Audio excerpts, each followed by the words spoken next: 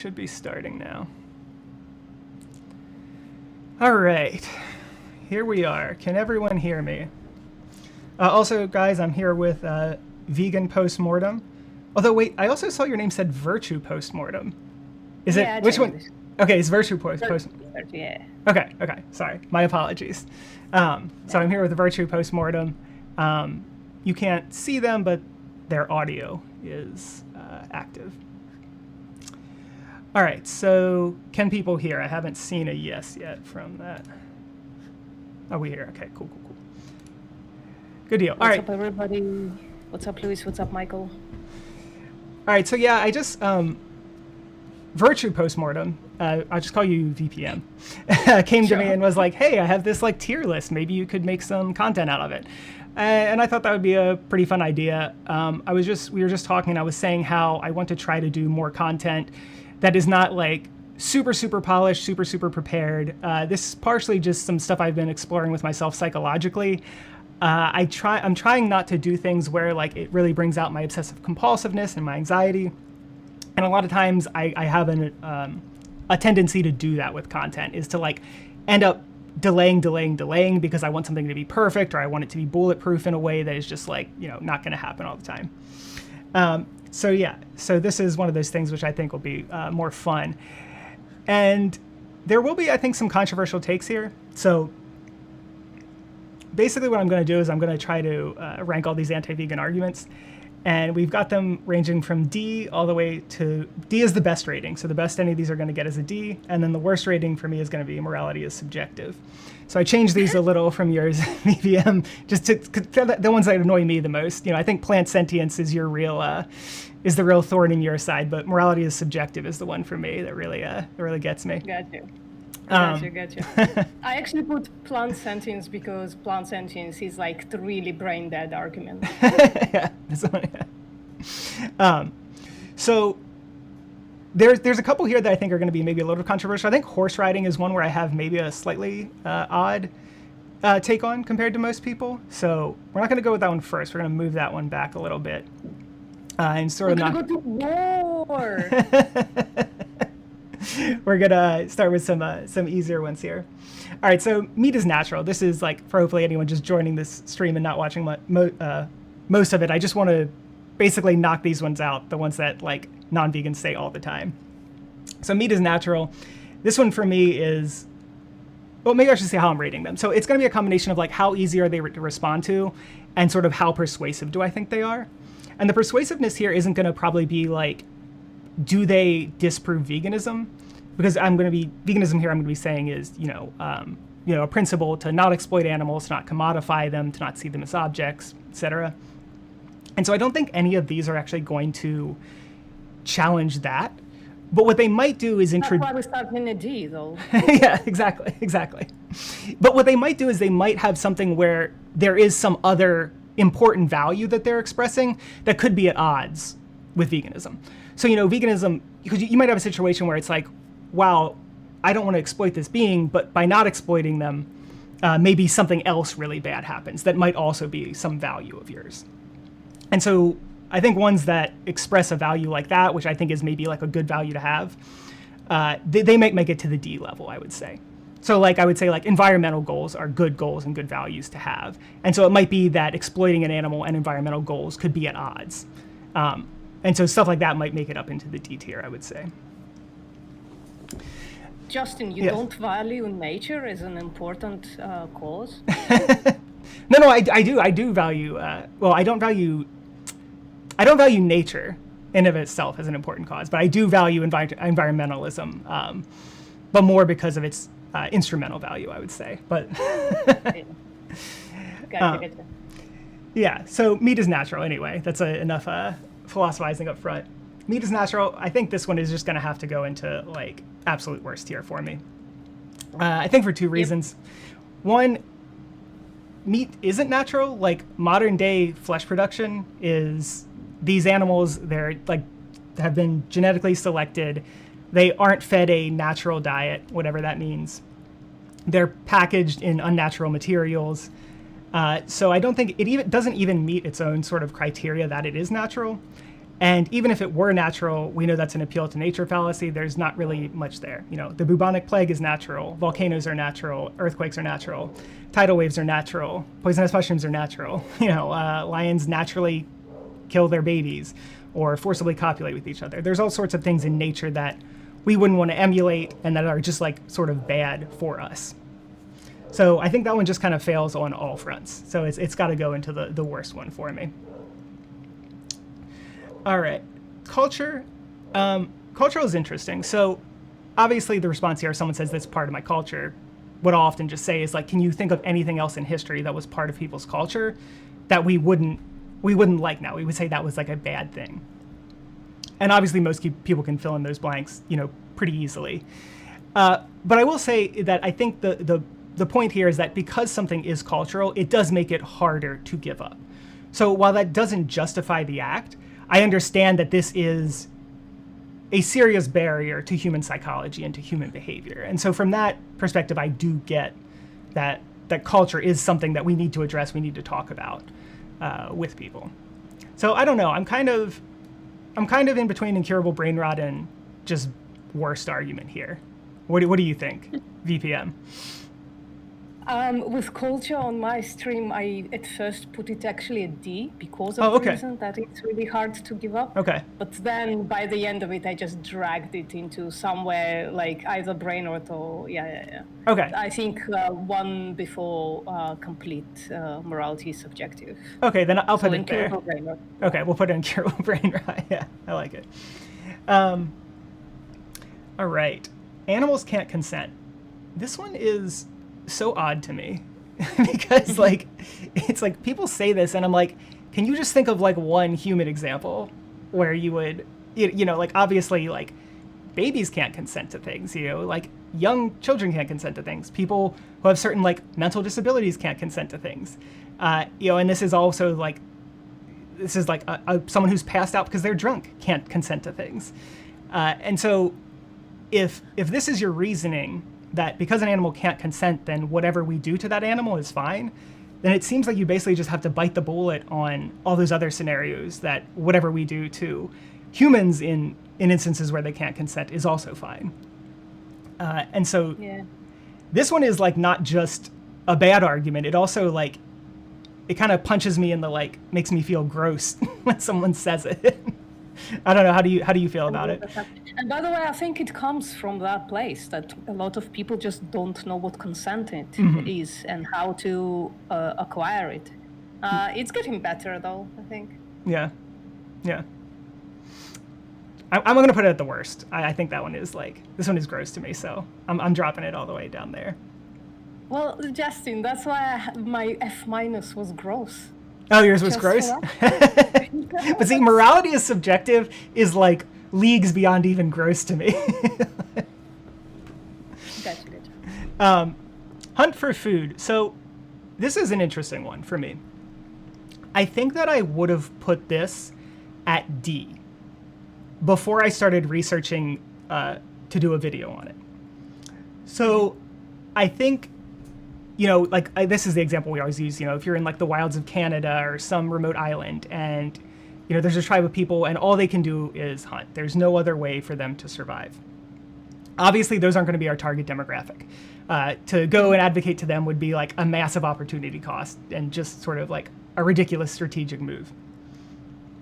But, we can still say like, yes, that is still exploiting those animals. That doesn't make it any better for the animals that are exploited, right? So that is still a wrong that you're doing to them.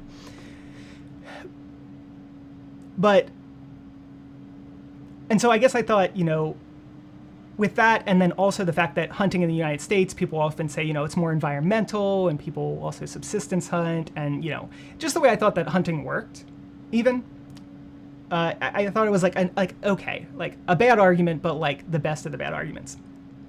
But the truth is, I looked into this, like hunting. First off, I think people think like, oh, someone's going hunting today. I jump in my truck, get my rifle, drive 15 minutes, I shoot a deer, I come home, and now I've got calories for the whole year. And that is just not how it works at all. First off, deers do not provide that many calories. In my calculations, you'd have to kill somewhere between 20 and 150 deers to provide a year's worth of calories. So compare that Holy to shit. yeah. Compare like a cow is like 1 or 2 cows. So like, you know, if we already think the grass-fed argument is bad, this one is much worse. But also the thing about hunting is you don't realize how often hunters fail to kill deers. And so I've been looking on like Reddit boards and message boards and things like that, and people are talking about, 10 or 20% success rates, maybe 30%. So most of the time they're just going out and coming back empty-handed. And then you got to figure in the drive time. The drive time is typically like a couple hours, like oftentimes an hour there, an hour back. I've heard up to 4 hours. I've seen some people say they drive like 12 to 20 hours to get to these places. And so even from an environmental perspective, because I was at least thinking like, oh, at least maybe it's more environmental. But like looking into it, I actually think it's even less environmental than just eating, getting flesh from a store. So on top of the fact of like such like blatant and intimate exploitation and killing of the animal, I think it's actually even worse from an environmental perspective in most cases, just based on the calculations that I've done. And so for that reason, Also, like if they're unsuccessful, then they're just gonna go buy flesh in the store, aren't they? well, yeah, exactly. So then it's just like all the energy and resources, and like it's like other stuff too. Like you get into it and you look at like you go to a hunting store or a hunting website, which I did because in researching this video. First off, going to a hunting store is like a Bass Pro Shop. I was walking around in there. It is so creepy. Like the people totally creeped me out, and like the entire vibe was just like really, really gross. But just like the pure number of accessories and things like for hunting, like all the guns, the ammo, the tents, the clothing, these tree stands. It's just like, it's like an endless number of shit that people can buy and just like, I don't know, just feed into more like resource use. That is just, it's just ridiculous. And so basically for all that, I'm going to actually put hunting in the bottom category for me. Bottom category really soon. I know. I promise I'm going to put more up top. Okay. After this one. Hitler was a vegetarian. This one is, I think, possibly the worst one, because I think this is what I should be saying. Like, if someone comes up and is like, yeah, Hitler was a vegetarian, I'm like, yeah, exactly. He was only a vegetarian. Don't be like Hitler. like, fuck him. He wasn't vegan. Like, what do you mean? So, for me, that one's in the very bottom. Also, I don't know that he even was a vegetarian. I've never looked into this myself, but I've heard that was like Goebbels' propaganda to begin with, to like soften his image or something. Oh yeah, I had somebody on Twitter make like a deep dive about it. I can find it and send it to you if you want. Yeah, it's absolute bullshit. It's like it's misquoting him. It's misquoting Hitler to get to this conclusion. That's funny. Yeah. All right, let's see. Humane killing. This one I think is, all right, this is like someone says, oh, would they do it humanely? We say, is there a humane way to kill someone who doesn't want to die? And typically at that point, people will be like, no. But there is something like, if I were going to be killed, right? I would rather be killed painlessly than be tortured before I was killed. So it's not that humane killing isn't, or like painless killing isn't worse than painful killing. It's just that it doesn't breach that threshold. It does breach the threshold of badness where it doesn't really matter. Yeah. I put it, I think, in either D or F because I said if they are genuine about this claim, then at least they care about an animal, right? Yeah. Somewhat.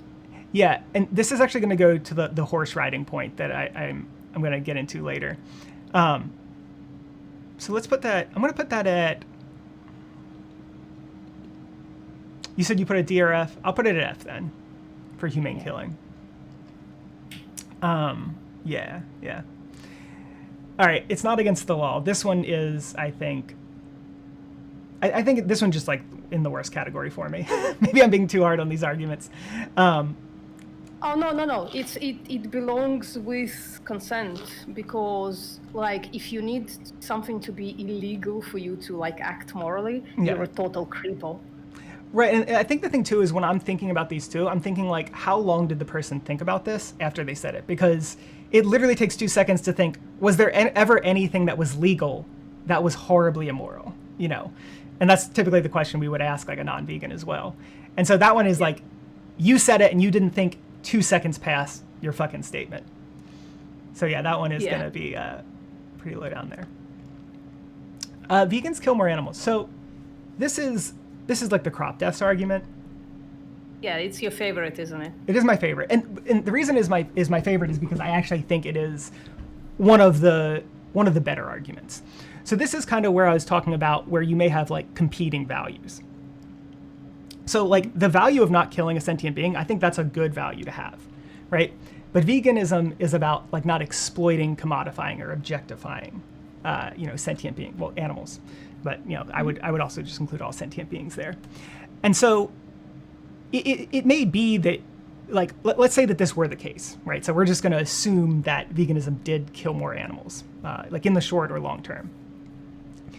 If that was the case, I could see someone saying, well, like, look, I respect veganism. I think that, like, we shouldn't exploit animals, but I just have this higher value, that like the value of like not killing animals is more important to me than like not exploiting them.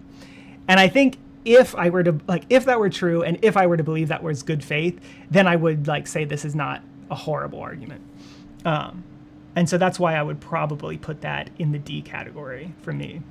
I don't know, what do you think? I think I put it in D because I said if a bunch of stuff in that argument were actually true, then it would be a fair point. Mm-hmm. Yeah. And just so for any like non-vegans watching this or people who don't know, I did like a 3-part video series on this. And I think it's probably like 90 minutes altogether, just debunking this argument. But for the sort of quick and easy version here, animals die in crop production. But when you eat animals like cows and chickens and pigs, those animals are fed crops, and they eat way more crops per calorie than a person. So because animals don't process crops efficiently, so like if a cow eats 100 calories of corn, they don't add 100 calories to their body, right? They add significantly less.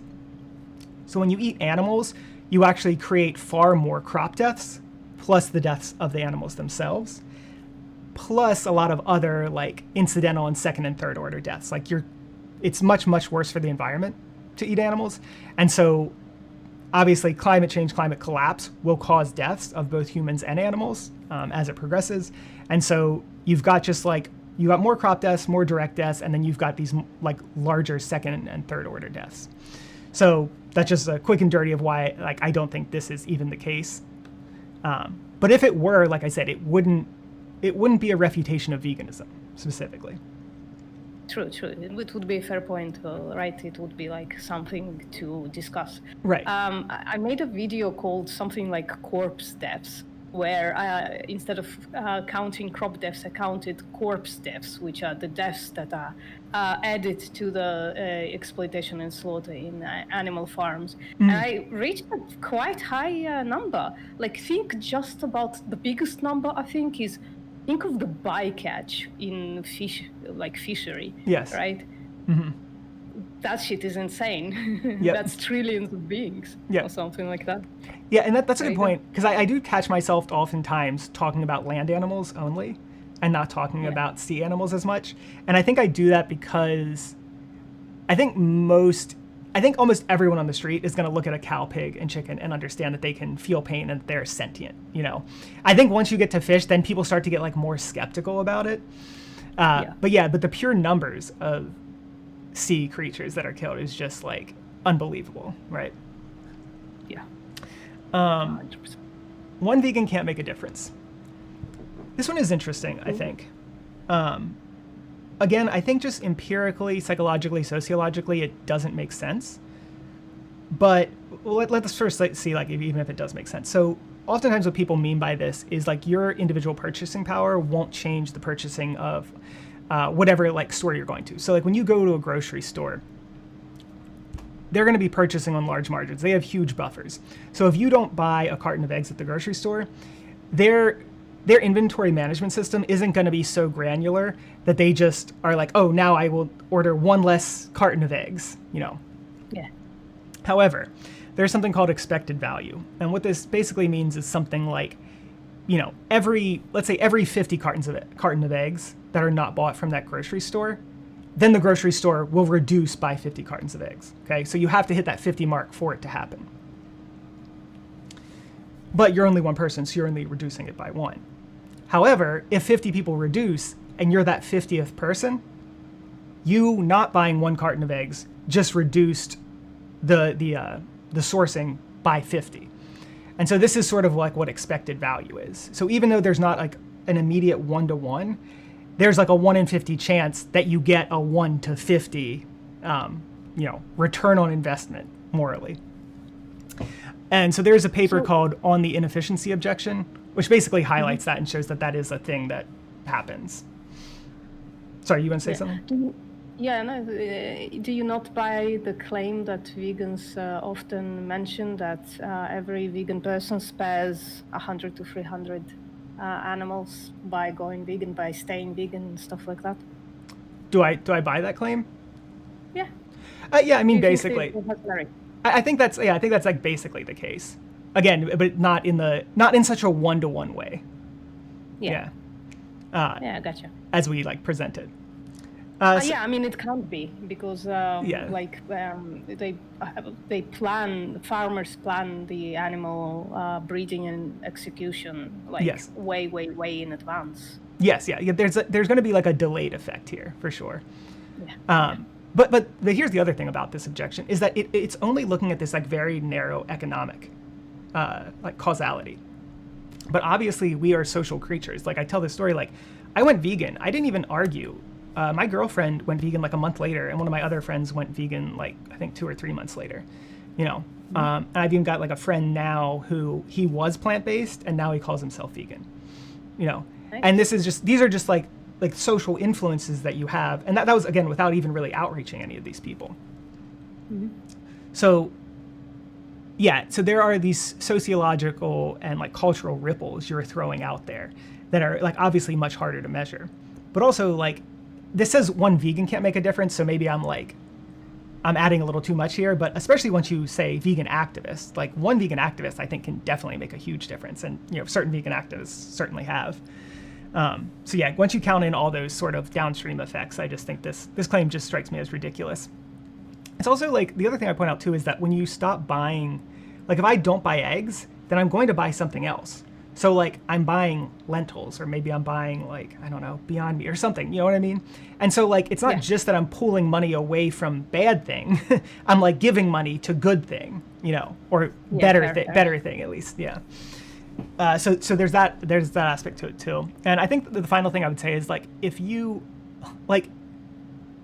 at your grocery store, they were selling like baby legs, like human baby legs there.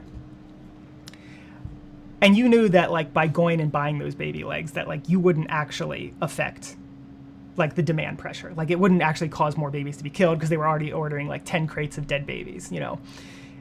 I don't think most people are going to be like, well, yeah, just fucking buy the dead babies, like serve them up at your barbecue. Like people recognize that there's more to it than just the pure like transactional nature. So, yeah.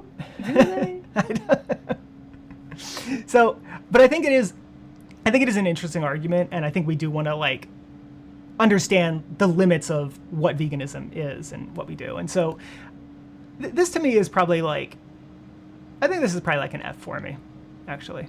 Yeah, that's good. Yeah. All right, here's the controversial one. So, okay, VPM. If I said to you, killing a dog is vegan, what would you say? Well, I will always say it depends on the context. Exactly. So I think in most scenarios, if I say killing a dog is vegan, people are going to be like, no. And that's what I would say too. If someone said killing a dog is vegan, I'd just be like, no. If we're talking in most contexts, colloquially, that's silly. However, there are at least 2 situations which I can think of where killing a dog would not like transgress a vegan principle.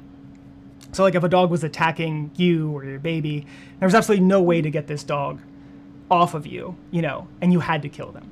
I don't think most people would say that transgressed a vegan principle. I don't think you have exploited or objectified the dog there. Self-defense or defense of others. Yeah. And that doesn't mean, and by the way, I also don't want to say like the first response to any animal or person attacking you should be to kill them. I was actually attacked by a dog last year. The dog bit me in the leg. I ended up having to get a rabies shot. It was a total pain in the ass. I spent like... Oh yeah, I did that as well. Like I think maybe 20 years ago. It was horrific. Oh really? Yeah, I was in the hospital probably for like waiting for like 6 or 7 hours, and then I had to get like 6 shots or something wild. But yeah. But I didn't. You know what I didn't do? Like I basically kicked at the air, like in front of the dog, and that scared him away, and like he ran away. Like I didn't even even in that moment, I didn't really need to like strike the dog to hurt them. You know. I'm not saying that like if you feel like your life is threatened, you do what you need to do. But I just pointing out that like even that scenario is kind of, there's a little nuance to it, I guess. The other scenario I think of is euthanasia. So you've been taking care of a dog for their whole life, and they have gotten so sick that they are clearly in constant pain and are just like having an awful life, right? I don't think that euthanizing your dog in that instance transgresses the vegan principle. Agree. So what the fuck does that have to do with horse riding? Well, I say that only to point out that it's like the action itself isn't enough to know if this is vegan or not. So 99.9% of the time that people are riding horses, is that vegan? Definitely not. They're clearly exploiting the horse. They are on the horse's back, using the horse for transportation. And I think this is an especially trivial use, considering that we have like faster forms of transportation and more convenient ones. And so this one is like really going out of your way to exploit an animal. However, so this was... Now, first off, I want to say these claims, I'm just going to accept that these are empirically true, although I find them on the surface to be empirically dubious. I believe maybe it was Vegan Gains. So I'm sure someone in the chat knows this, right? Yeah, he holds the position that that you can... Yeah, sorry, I'm going to let you... Yeah, okay, that's him, right? So I think that he says something like, when you're like, a horse has to be ridden because it's like good for their health or something, like they won't run enough otherwise, or like I don't know, I want to say he was saying like the horse would get like obese or something. That seems really nuts to me. But the point is that like riding the horse in this scenario in some way like was like beneficial to the horse in like a healthy way that created a better experience for the horse, and so I guess in that scenario, right, like in a scenario where this horse has not been bred for riding, like this is a rescue horse, you have rescued the horse, and you like truly believe that the horse, there's evidence and you believe that the horse needs to be ridden in order for their health, to benefit their health in some way. I could see that as, in that specific context, being vegan. But here's the thing, it feels grosser to me. Like there's something that feels more wrong about it than saying that killing a dog can be vegan when we're thinking about self-defense and stuff. And so I was trying to think, is it just because I find the empirical claim to be like, unlikely? And I think that's part of it. But I think the other part is that there's something about actively riding the horse that like, I think literally being on top of another being and like, it's like, it's much more symbolically exploitative to me in a way that I think is like, that grinds against me more. And I think the other thing I'll say about it is that like, we have heuristics for a reason. So when we say like riding a horse is not vegan, part of the reason that heuristic is good is because humans can rationalize anything. There's this quote, I think, from Benjamin Franklin. It says, like, man is a very reasonable creature, for he can find a reason for anything he does, And it's like, if you really want to, you can talk yourself into anything. And so, like, the likelihood that, like, riding a horse is necessary for their well-being and that you're, like, not doing it because you enjoy riding a horse, it just strikes me as, like, very unlikely. But I think, because I think it is at least hypothetically possible or theoretically possible, I'm gonna actually put it in D tier, for that reason. Yeah, okay, I get it. Because there might exist a context where it's in their best interest. Right. I'm gonna push back for a second, if you don't mind. Yeah. So I don't remember the semantics around it, but there is a thing that you put in a horse's mouth. And even the horse riders would say this thing you put, the last thing that you put before you ride them, and the first thing that you take out, because it's just so incredibly annoying and painful for horses, because it like pushes on their jaw, pushes on their tongue and stuff like that, right? So I would say like even like practically, I have a problem with it. Even I don't know, even if it's in their best. I mean, it should be really, really in their best interest for me to agree that it's like not a huge amount of suffering for them to have that thing in the mouth. Yeah. I think I know the thing you're talking about. I think it's called like a bite or something, or something like that. Yeah, I don't know. Lewis Gator says, rationalizing creature, not reasoning creature. Yes. A very good, very good distinction to remember. We are rationalizing creatures, not reasonable creatures. Yeah, and so I think, I would put it there because I think they're at least. I can see, like hypothetically, how that would be the case. I think it is interesting to me because, so you confirmed that Vegan Gains is the one who said it. Vegan Gains strikes me as so like, so in it, like so about veganism that it's both hard for me to believe that a horse actually needs that, but it's also hard for me to believe that like he would be riding a horse because he likes riding a horse. Like, I don't know, like I don't know the guy. But it's like both of those things are hard for me to believe. So it's like it's an interesting claim for him to make. Yeah. But yeah. No, I get it. Sometimes, it's one of those things I don't even know, actually, But I feel sometimes we convince ourselves about some stuff. Yeah. And he seems convinced about it, so he seems genuine. So I don't reject it on the ethical level. I reject it on a factual level at this point. But maybe I'm wrong, right? Yeah. I think that's where I would be too, because it is interesting, because even people who are deep into a subject, philosophy, whatever, they can still find ways to rationalize certain things, and so it's definitely something we always want to be vigilant about, I would say. 100%. Let's see, what do we want to do next? That was a heavy one. Let's do a stupid one now. All of them are stupid, most of them. But extra dumb here. Vegans are weak. This one has always struck me as pretty bad. So vegans are weak. This is like, first off, it's ridiculous. It's like patently ridiculous. We know a bunch of like strong vegans. Like I've said this before, like I'm probably one of the like strongest people in my friend group. And that's including the vegans and non-vegans. I've said this before too. My girlfriend, she's been like doing powerlifting for the past like 6 to 8 months. She's been like training. She wanted to do a competition. She can now deadlift and squat like 250 pounds, from like nothing. And she's fully vegan and vegan for whatever, like 5 years or something. Even my the other friends that I mentioned, both do powerlifting. So almost every person I know who's like vegan or plant-based is actually really fit and significantly more fit than anyone else like in my life.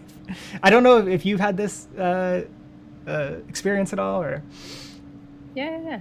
I'm actually started lifting weights, and I think I'm progressing really well. Oh, sick. Okay, yeah, I see the bicep right now. There you go. Yeah. 6 months, man. That's pretty. Hell yeah. You got to start posting some lifting reels on Instagram. Oh, my next video that I filmed today is gonna be some flexing. That's awesome. Yeah, and so also like you just go online, you search like vegan fitness influencer, you'll find a ton of ripped people, you'll find people who are like bodybuilders, you'll find powerlifters, all that. So like just like on the empirics of it, it just like kind of falls flat on its face. But like even if it was the case, like let's say that like you made 10 or 20% slower gains from not eating animals, like would that justify putting pigs in gas chambers? Would it justify like slashing their throats open? So even this, I think, being a little bit stronger is, while I like it, and a lot of people like it, relative to an animal's entire life, and specifically all the animals that you would be like exploiting and killing over that time, it's just like, it seems like such a trivial concern to me.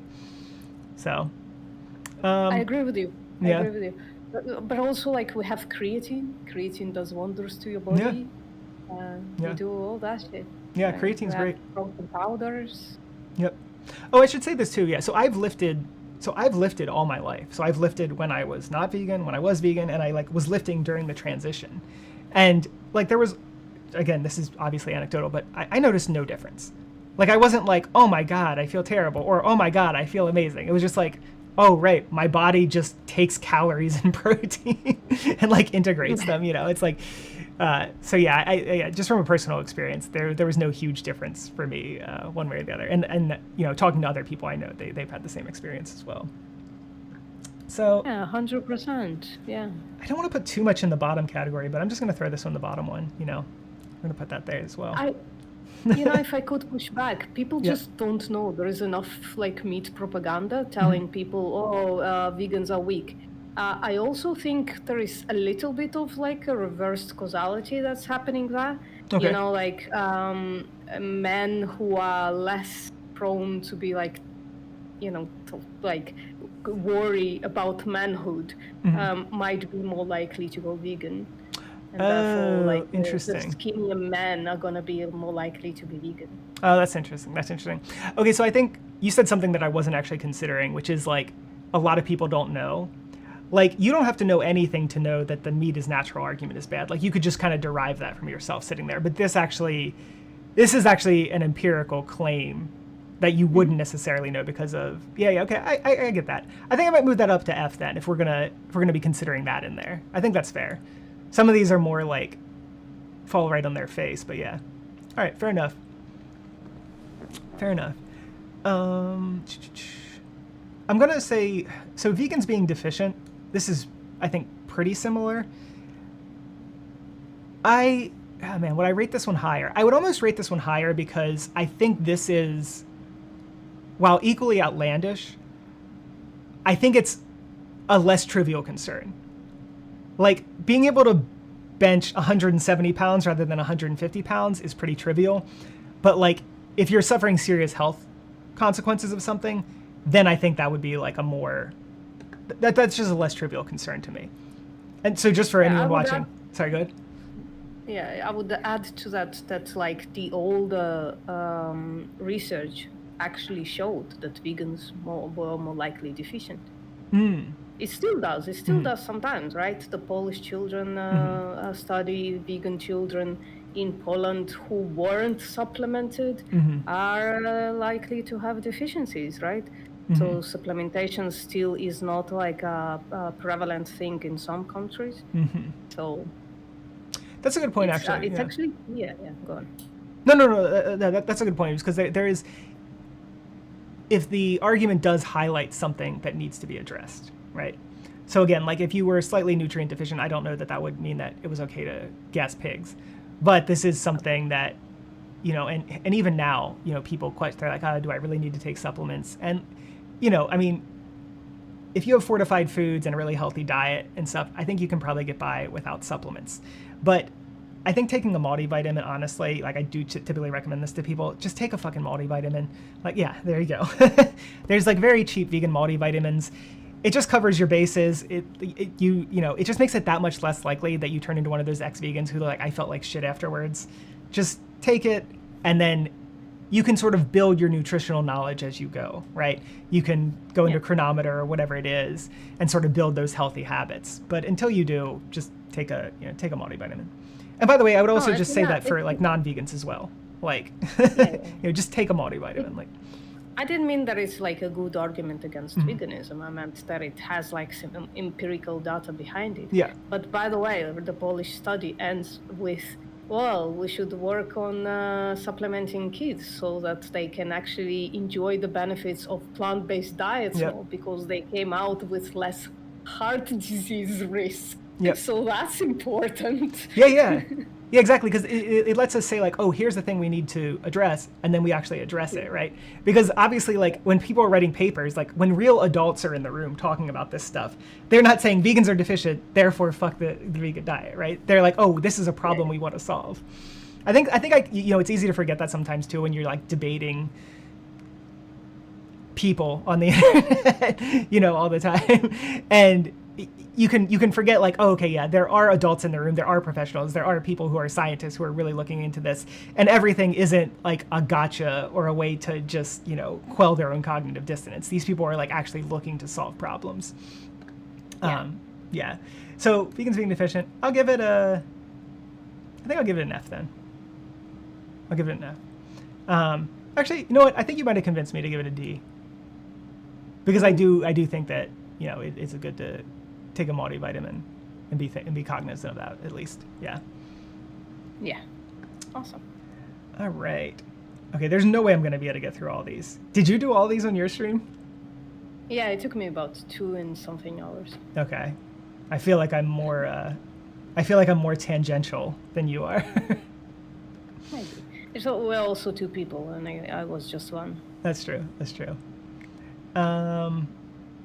Knife in throat equals painless. Some of these are like kind of like, I would say, like that to me is like very similar to humane killing. I think it's a specific claim. They claim that I think it's a halal slaughter / kosher slaughter kind of claim. Okay, so this is also, right, this isn't just that humane killing would be okay. It's that like, this doesn't cause any pain when you draw a knife across a sentient being's throat. Or maybe it's like more of a claim, well, animals are so far removed from us that they don't even like feel certain kinds of pain, and therefore something like that. Oh, interesting. Okay. That I would not have interpreted in that way. That's interesting. Yeah, so yeah, okay. I think that's like a bottom pile. That's morality is subjective. Yeah, that's pretty bad then, because then you would have to like not trust any of like the science showing that like animals have pain receptors or think that like if you do have pain receptors for some reason, like a knife piercing your flesh is like not painful. Yeah. Let's see. Shearing sheep. This will be one. So again, like this is clearly you're shearing the sheep to use their wool.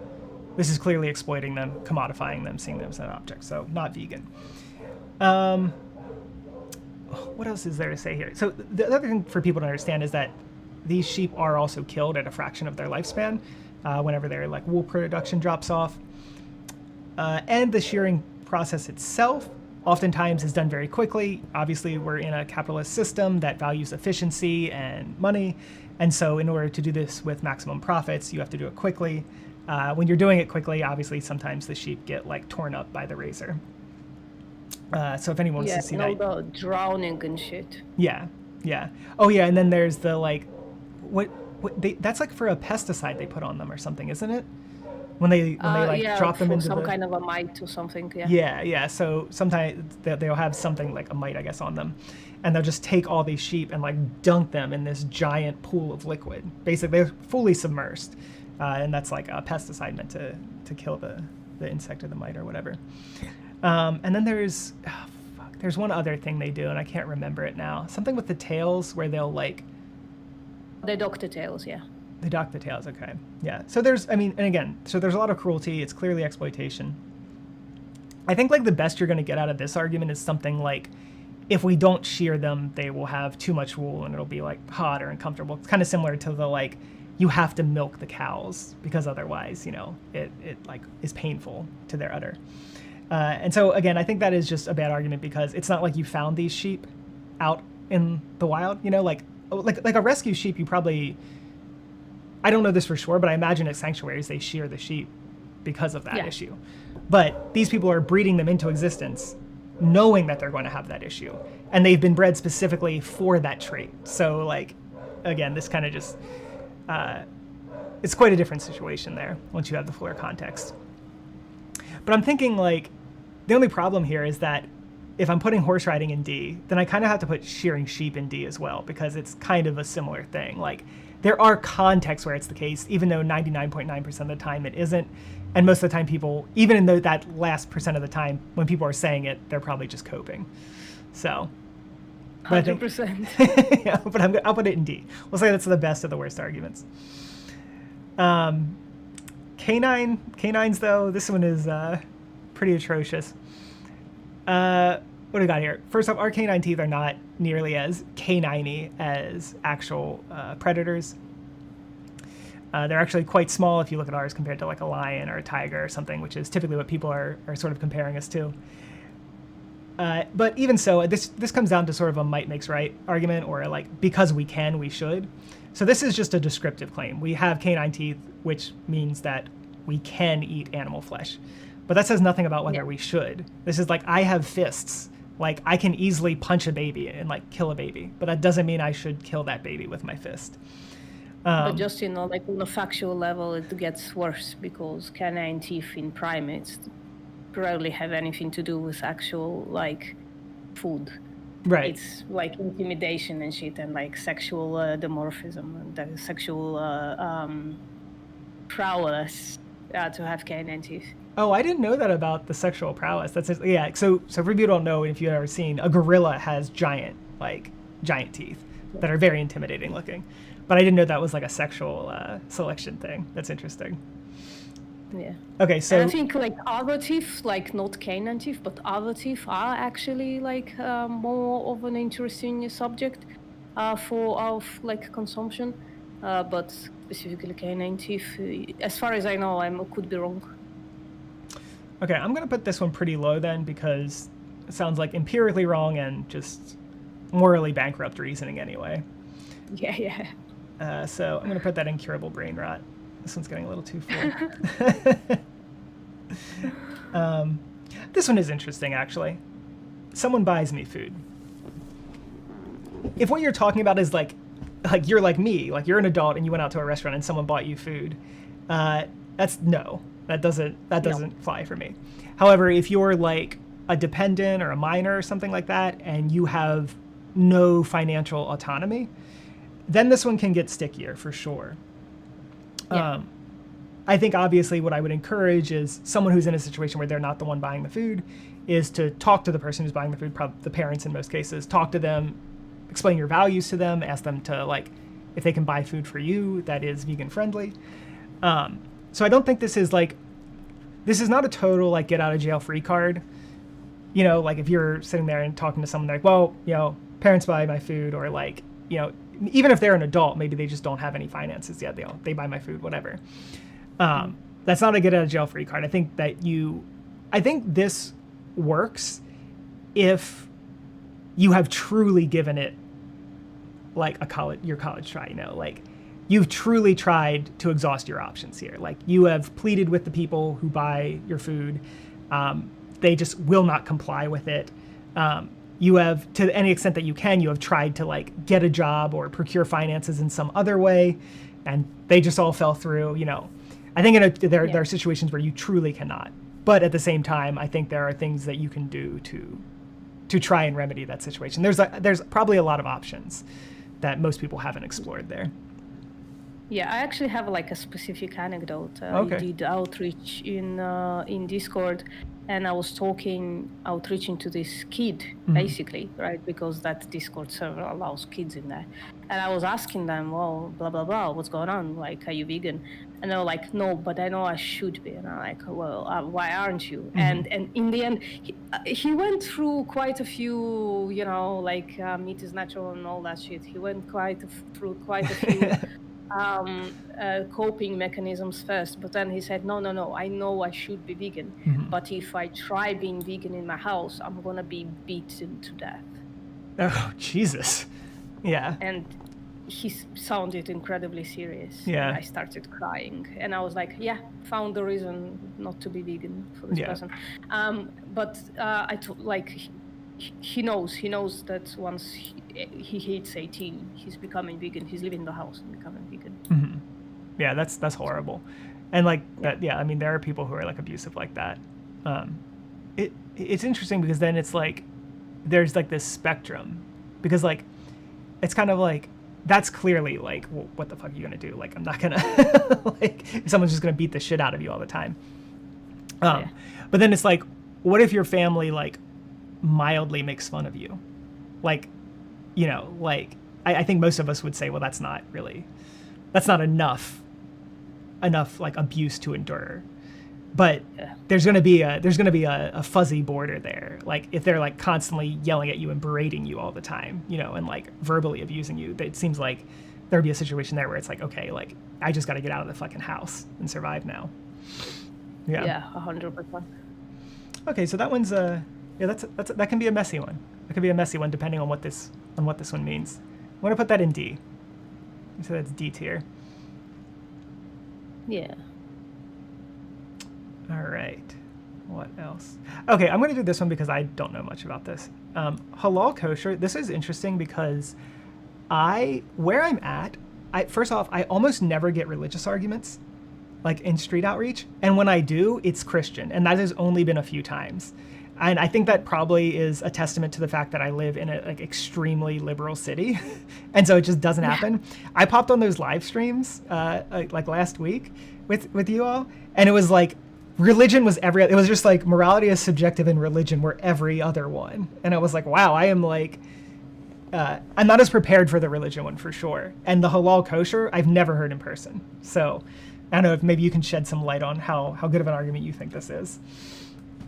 I think so. It's just like a brainwashing. But it's not factual. It comes, I think, from the same place of thinking that animals are so different from us that it's like fair to, or maybe just like a religious. I'm sorry, I'm an anti-theist. Just sounds like a religious delusion of thinking that a few words to Allah gonna take the pain away. In case of kosher, as far as I know, the point there is that they don't even, like, you cut once with a very sharp knife. I don't remember if they say a prayer, probably, because it's fucking religion. But they also like separate the animals, or supposed to at least, because I saw kosher slaughter and there is like a little plank between them. But the animals are not supposed to like see each other being slaughtered. There's like a tiny plank between the two huge machines. You know, they put them in huge machines to like immobilize them. Horrific stuff. I think one of the most delusional things one can say. But I think once somebody presents that delusion to you, how the fuck do you debunk it? I'm sorry I'm swearing so much, by the way. Is that allowed or? Oh, I haven't been censoring myself at all. Like, I can't even do that shit anymore. I'm like, I'm over it. Yeah, that's it. So I mean, it sounds like it's the same. Like, this is the thing, is that we see the same justifications and the same patterns everywhere. Any religion, any culture, like it's all the same shit, you know. So yeah, something that like allegedly makes it better for the animals, but probably doesn't actually make it better and is beside the point anyway, because they're still getting exploited and killed. 100%. But it is tough. I would say that the religion argument in general is kind of rough, because the thing I usually go with is like, does your religion say that you have to eat animals? And I haven't run into anyone that says they have to. And so I'm like, well, since you don't have to, like, why would you do this? And like show them a video or something. But it's like, it's still kind of airy, because they can always just go back to like, yeah, but my God says it's okay. And then I'm like, well, okay, so then I just have to argue you out of your religion, you know? Yeah. And that's not what I'm here for. So I usually have a few more anecdotes. So first of all, in the Discord server, a lot of Muslims will say, yes, my God says that, blah, blah, blah, that you must kill animals. Oh, that you must kill them. Like that. No, it doesn't. It's not written anyway. Okay. It's just like the story of Ibrahim and Ismail turned into it. It's tradition. It's the imams say that you might want to do it for blessings and shit. So what was I gonna say? Oh, I met a pagan, and that person, I'm like, I know nothing about this religion, so I'm just gonna move on. And a pagan, he claimed that he actually must slaughter animals to appease his gods and shit. Oh, good. I know. I have a pretty good argument from Christianity, but Islam not so much. Not yet. Yeah, I think that's the problem, is that like, yeah, ultimately, and that's the other thing is like, I don't know enough about all the religions, and like, I would only be motivated to learn about them to specifically make vegan arguments. because otherwise I just do not care about them at all. So it's like it's one of those like those places where like I just have very little intellectual interest at this point to tread there. Like I'd much rather be learning about psychology or economics or the environment or something. Like I don't want to go and fucking read hermeneutics of like the Quran or something. Yeah, I got you. Yeah, I think there are like resources for that, and so we convinced a few Muslims that like it says in Islam that you don't have to, and it's even like not good to kill animals. But most people kind of like, oh, I'm told to do this, so I'm going to do this. Yeah. They're kind of following the law and not the spirit of the law. Yes. Yeah. I was the definitely the edgy atheist in high school. I think when I was like in 10th grade, I was, I had read all like whatever it was, like Sam Harris and Hitchens and stuff, and just like berated people constantly. But now I'm kind of just like, over it. I just like don't really engage with that topic much. And where I live, like I said, like there just aren't that many religious people, and the people who are religious are like religious in a very sort of symbolic or superficial way, like not hardcore believers, not like fundamentalists and stuff. And so we just don't run into that here very often. Fair. So, halal kosher. So I don't know. I'll just put it here. Brain rot. Say brain rot. It is. It's like it is objectively brain rot. All right. What else? How about let's do pushing your lifestyle. I haven't thought about this one too much. Like the rhetorical thing I always, people say is like, is it you're not okay with me pushing my lifestyle, but you are okay with someone pushing a knife into a cow's throat, That's always the sort of like snappy comeback. And I think it also, I think it does illustrate the point pretty well in a pretty succinct way. But I think there might be something here for, vegans to gain or to at least mull over. And that is like, a lot of times this is cope, but I think people are kind of telling you something when they say this. And I think they're recognizing, so, like, obviously a lot of people are just like, I don't want to hear this, like, get away from me. But I think there is something where some vegan activists will not hear that there is maybe a kernel of truth. And what the person is saying is like, the way you're approaching me with this is probably not the best way to convince me. I don't know what the best way to convince me is, but I can tell whatever you're doing right now seems kind of asshole-ish. And I think it's a hard thing to balance because so much of the time it is just copium. But I have seen it before where an activist is talking to someone in a way that is just like ridiculous. And they get that feedback and they're just like, fuck you, like I'm speaking out for the animals. And it's like, it's true, you are speaking out for the animals. We shouldn't have to hold their hands at all. We should be able to, express ourselves in any way we want. But at the same time, we do want to be effective. And so I think there's like a little something there to like at least reflect on sometimes when people are telling us that, to always try to like get better. Yeah, it's a fair point. I would say, well, let's see if you have like if you can find common ground, or let's see what your morality is around animals and stuff like that. Like turn it to them, right? Make it their choice, their conversation. Yeah, and I think too, like a lot of times doing a little bit of groundwork up front makes it so that you can say the same exact thing without them getting defensive. So like if I just come in and I'm like, hey, like we rape cows, right? Like if I come in hot like that, that person is probably gonna be like, what the fuck? Like, no, like I'm not accepting this, I'm getting defensive. But if there's groundwork built and there's a little bit of rapport building, you can say that same exact thing and the person might be taken aback, but they're not gonna shut down. And so I think that can be, maybe I'll just give that an F-. Say pushing your lifestyle is an F-. All right. And by the way, if you have to go to bed, I can see you're yawning. I assume that's not because of me, because I'm being exceptionally entertaining. But if you do have to go to bed, just feel free at any point to bounce off here and say goodbye. That's totally fine. I'm gonna stick around for a little longer, Okay. and then we'll... Cool. Appreciate it. Animals will go extinct. This one is funny to me. Okay, to me this seems really, really stupid on the face of it, I will say. So I just want to be candid there.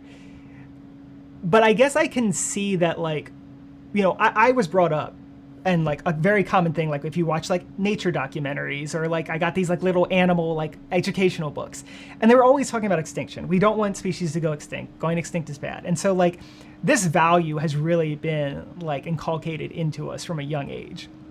True.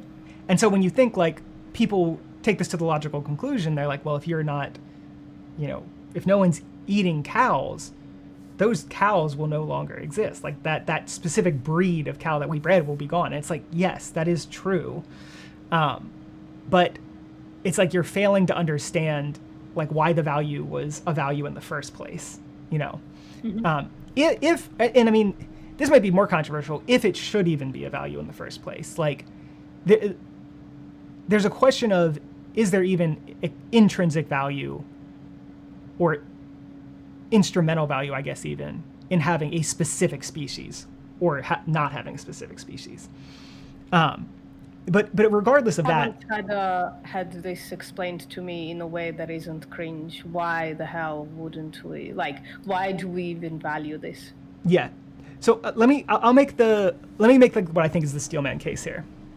Well, first, let me say this. I think that even if that were the case, these specific animals that would be going extinct, they are not part of, you know, the ecosystem in the way that people typically think of. They are not helping the ecosystem.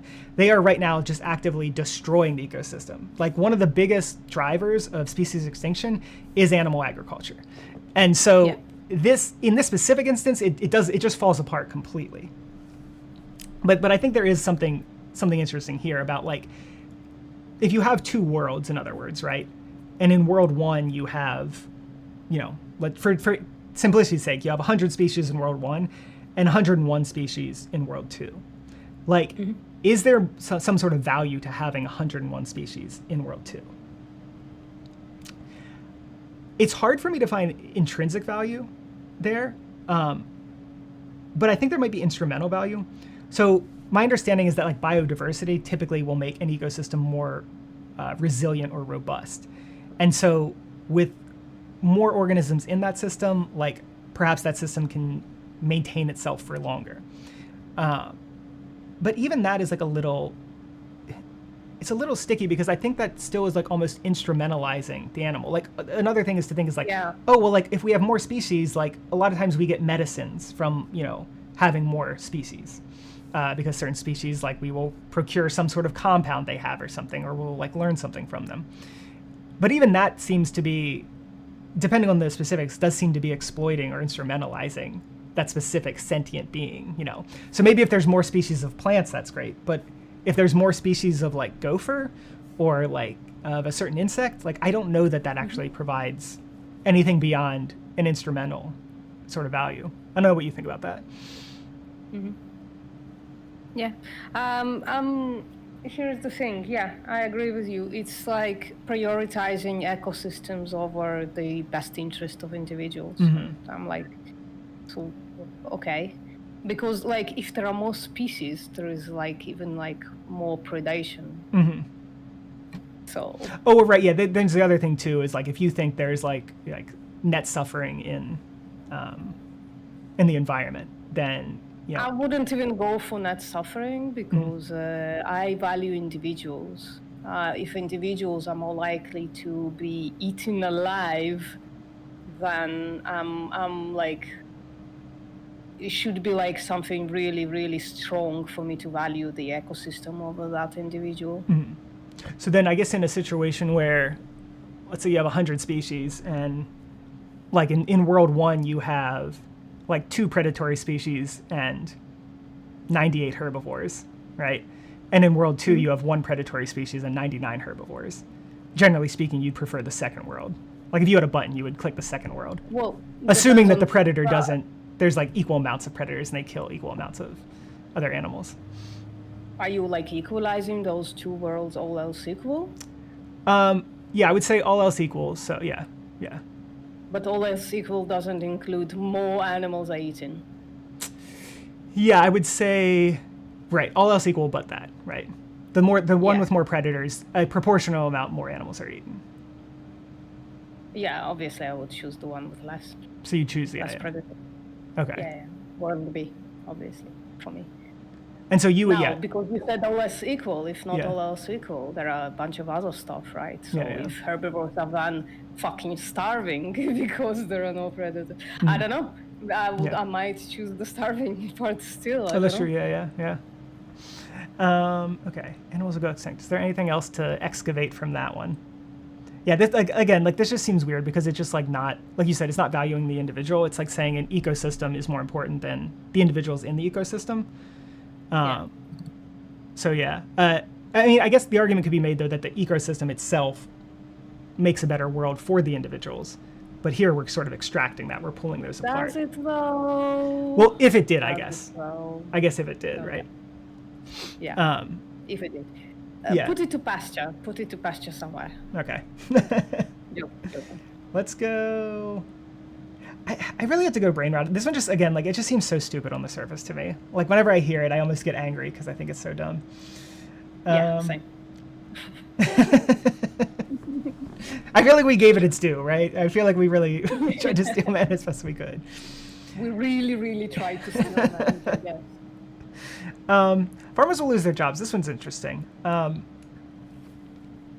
This one's interesting to me only because when people say this in person, originally I was like, yeah, fuck them, but now I take a more there are definitely programs in other countries I know, I think Costa Rica's one, where people who were farming cows, they didn't just say oh, you can't farm cows anymore, fuck off, you have no job. But they're like, how about instead of farming cows, you manage this land, you rewild the land or whatever.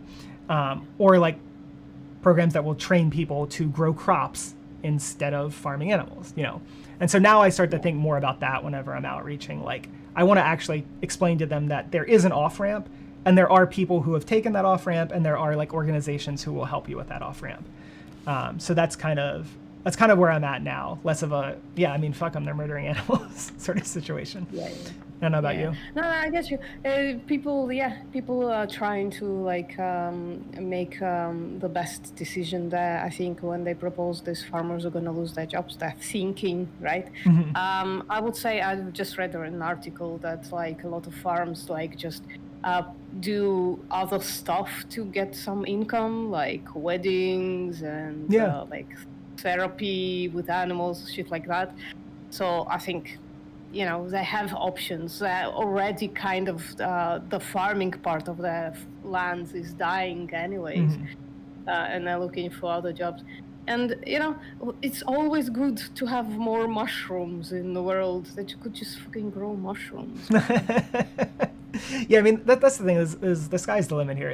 I know sometimes whenever we get into the crop deaths debate, people will talk about oh, what about grass-fed cows and all this land is marginal land and you can't grow any other calories on it. And first off, a lot of times that isn't true. You can grow other calories, but it's also sort of narrow-minded in the sense that it's if I can't grow calories on this land, what is it good for? Clearly that land can be used for many, many, many different things. You have a bunch of acres of land, man. Yeah. You're rich. Yeah. Basically. Yeah. Yeah. Yeah, like you said, you could do, you could start doing party planning or weddings, or maybe you can build solar panels there, or build fucking a wind farm, or do a vertical farm. There's just there's endless things you could do with that. That it's not just because that you can't make calories there, then that land is useless. Mm-hmm. True. Let's just do F minus. Good. It's kind of middle of the road for me. What about zoos? So that one just context. Yeah, I guess that it's a contextual thing. That just seems that's obviously exploiting animals.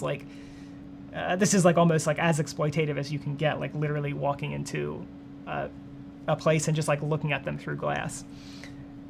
But I suppose if we're talking about I guess maybe what the case could be made is okay, if you run an animal rescue and you make money on that rescue, do we ever blur the line into getting into exploitation in that case? Because people are coming to see the animals, of course. but the point is to take care of the animals. Yeah, but you usually make the money, you pour it back into the rescue sanctuary. You're not making the money just for, you're not pocketing all of the money. You get, Yes. as someone who runs a sanctuary, you maybe get like a small payment, right, for your work, but the rest goes for the animals. Right, and I think that's the big difference, is like, this is what is in the best interest of, or you are attempting to do what's in the best interest of the animals in like a good faith way. But it does sort of beg the question, like, how do we know that you're doing what's in the best interest? And then also the kind of question of like, well, how much is it okay to pay yourself? You know, like, is it okay to make 20,000 a year, 30,000 a year, 80,000 a year? Like, what is the point at which we're like, I don't know, that actually just seems like you're skimming too much off the top, you know? Yeah. So maybe there's something interesting there, but and then let me just say this. If someone says that, like, oh, well, like, you can't give me an exact quantity, therefore animal sanctuaries are not vegan, that would be committing what's called like a continuum fallacy. So this is, go ahead. This is where I usually turn to, well, you know, you're just gonna kind of see if you trust the mindset of the person who's running this place, right? If they're actually thinking of the best interest of an animal, it should be either apparent from how they talk or apparent from how they act. And if they don't, same. Yeah. And I think this is the thing. I think this kind of goes back to like a bit of like the horse riding and all these questions, is like, there's always this element of like, do you trust the person? Like, does the person seem like they actually care, or are they an asshole? Like, are they coping, you know? And so there is like a little bit of like psychological and like interpretive squishiness, I think, that is sort of inherent to all this stuff. But yeah, I mean, but this says zoos. It doesn't say sanctuaries, and it doesn't say all that other stuff. So I'm going to go with F- on this.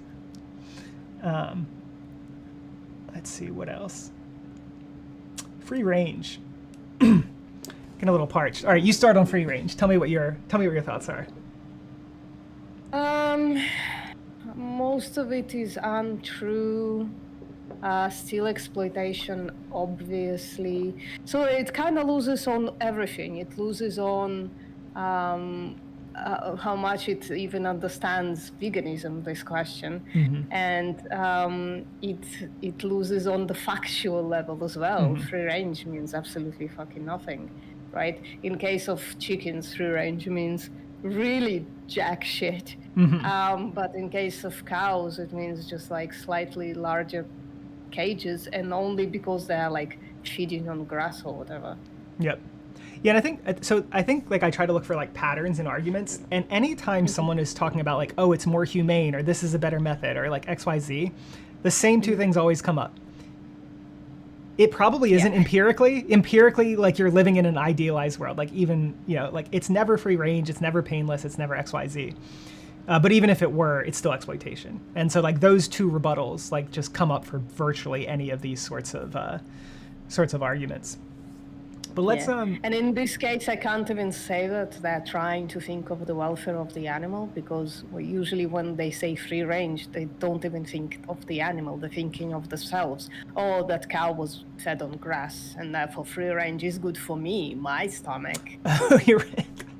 Oh my God, dude. I've been out of this stuff for so long. I forgot that like, 'cause back in the day when I was probably in my 20s, I held this view. I was like, oh yeah, grass-fed is like healthier for me and things like that. And I forgot what what even a human-centric response that is. That is, yeah. That's like extra disturbing. Let's kick this one up a notch though, because I think the free range is pretty easy to debunk. And just so people know, again, like free range, they're still in a giant barn, like you said, like super cramped. So free range doesn't mean what you think it means. But what about if we turn this up to backyard chickens? How do you feel about that? Obviously still exploitation, and now I even know on a factual level how horrific that is, because in the backyard chickens and homesteaders groups, chickens are very prone to sickness, and every single time a chicken is sick, and people are like, suggest remedies, don't suggest to take them to the vet, because I'm not gonna spend however many dollars on just the chicken. So those animals, first of all, they are more exposed to predators, So they're more likely to be like mauled to death. And for that reason, they're probably not going to be like free-range backyard chickens. They're going to be in a chicken coop or in a chicken tractor or whatever they call. And the sickness part, and the roosters are going to be killed because they usually buy chicks. And the chicks, when they buy them, they're actually like shipped like phone cases, like through actual just like regular, what do you call, postal? Yeah, they're in like cardboard boxes, just like, fucking horrific. You send in baby chickens, and then they put those baby chickens under the red lamp and just like fucking walk away and look at them like once a day, and those are fucking babies. So it's horrific however you look at it, and on a factual level, right, it sounds really good, but then when you go into the nitty-gritty, it's horrific. So again, the same thing. It's still exploitation, and when you actually look into it, it's always worse. And this is like something I found, like, you know, even when I was doing the crop deaths videos, I was like, oh, let me look into this. And I was like, oh, it's actually even worse than I realized. Like, it's even worse for the non-vegan side. And the hunting was the one that like really, really shocked me. I started digging in to be like, okay, I think there's a little more impact here with hunting than most people think. And then the more I got into it, the more ridiculous it got, you know, even to the point where it's getting off topic, but like there's 10,000 deer farms in the United States. 10,000. like people will be like, oh, well, we have to do this to control the population of deer. And it's like, well, then why are there 10,000 deer farms? You know, like, it gets even. How they, sorry for being creepy, but like now I need to know, how the fuck do they breed deer? Oh, same shit as always, I assume. Collect semen from the male, and then Holy fuck. Yeah, because it's always that shit, creepy bestiality cult in it. Yeah, it's always that. But the other thing I found too with the hunting, just to go back to this again, is like I usually hear hunting because of crop deaths. So like it starts with crop deaths, and then I tell them no, like animals are fed crops, and they go, oh, what about grass fed? And then I explain grass fed, and then they're like, what about hunting? You know, and so it's like all built from this thing. But like of course when they're farming them, they're eating crops.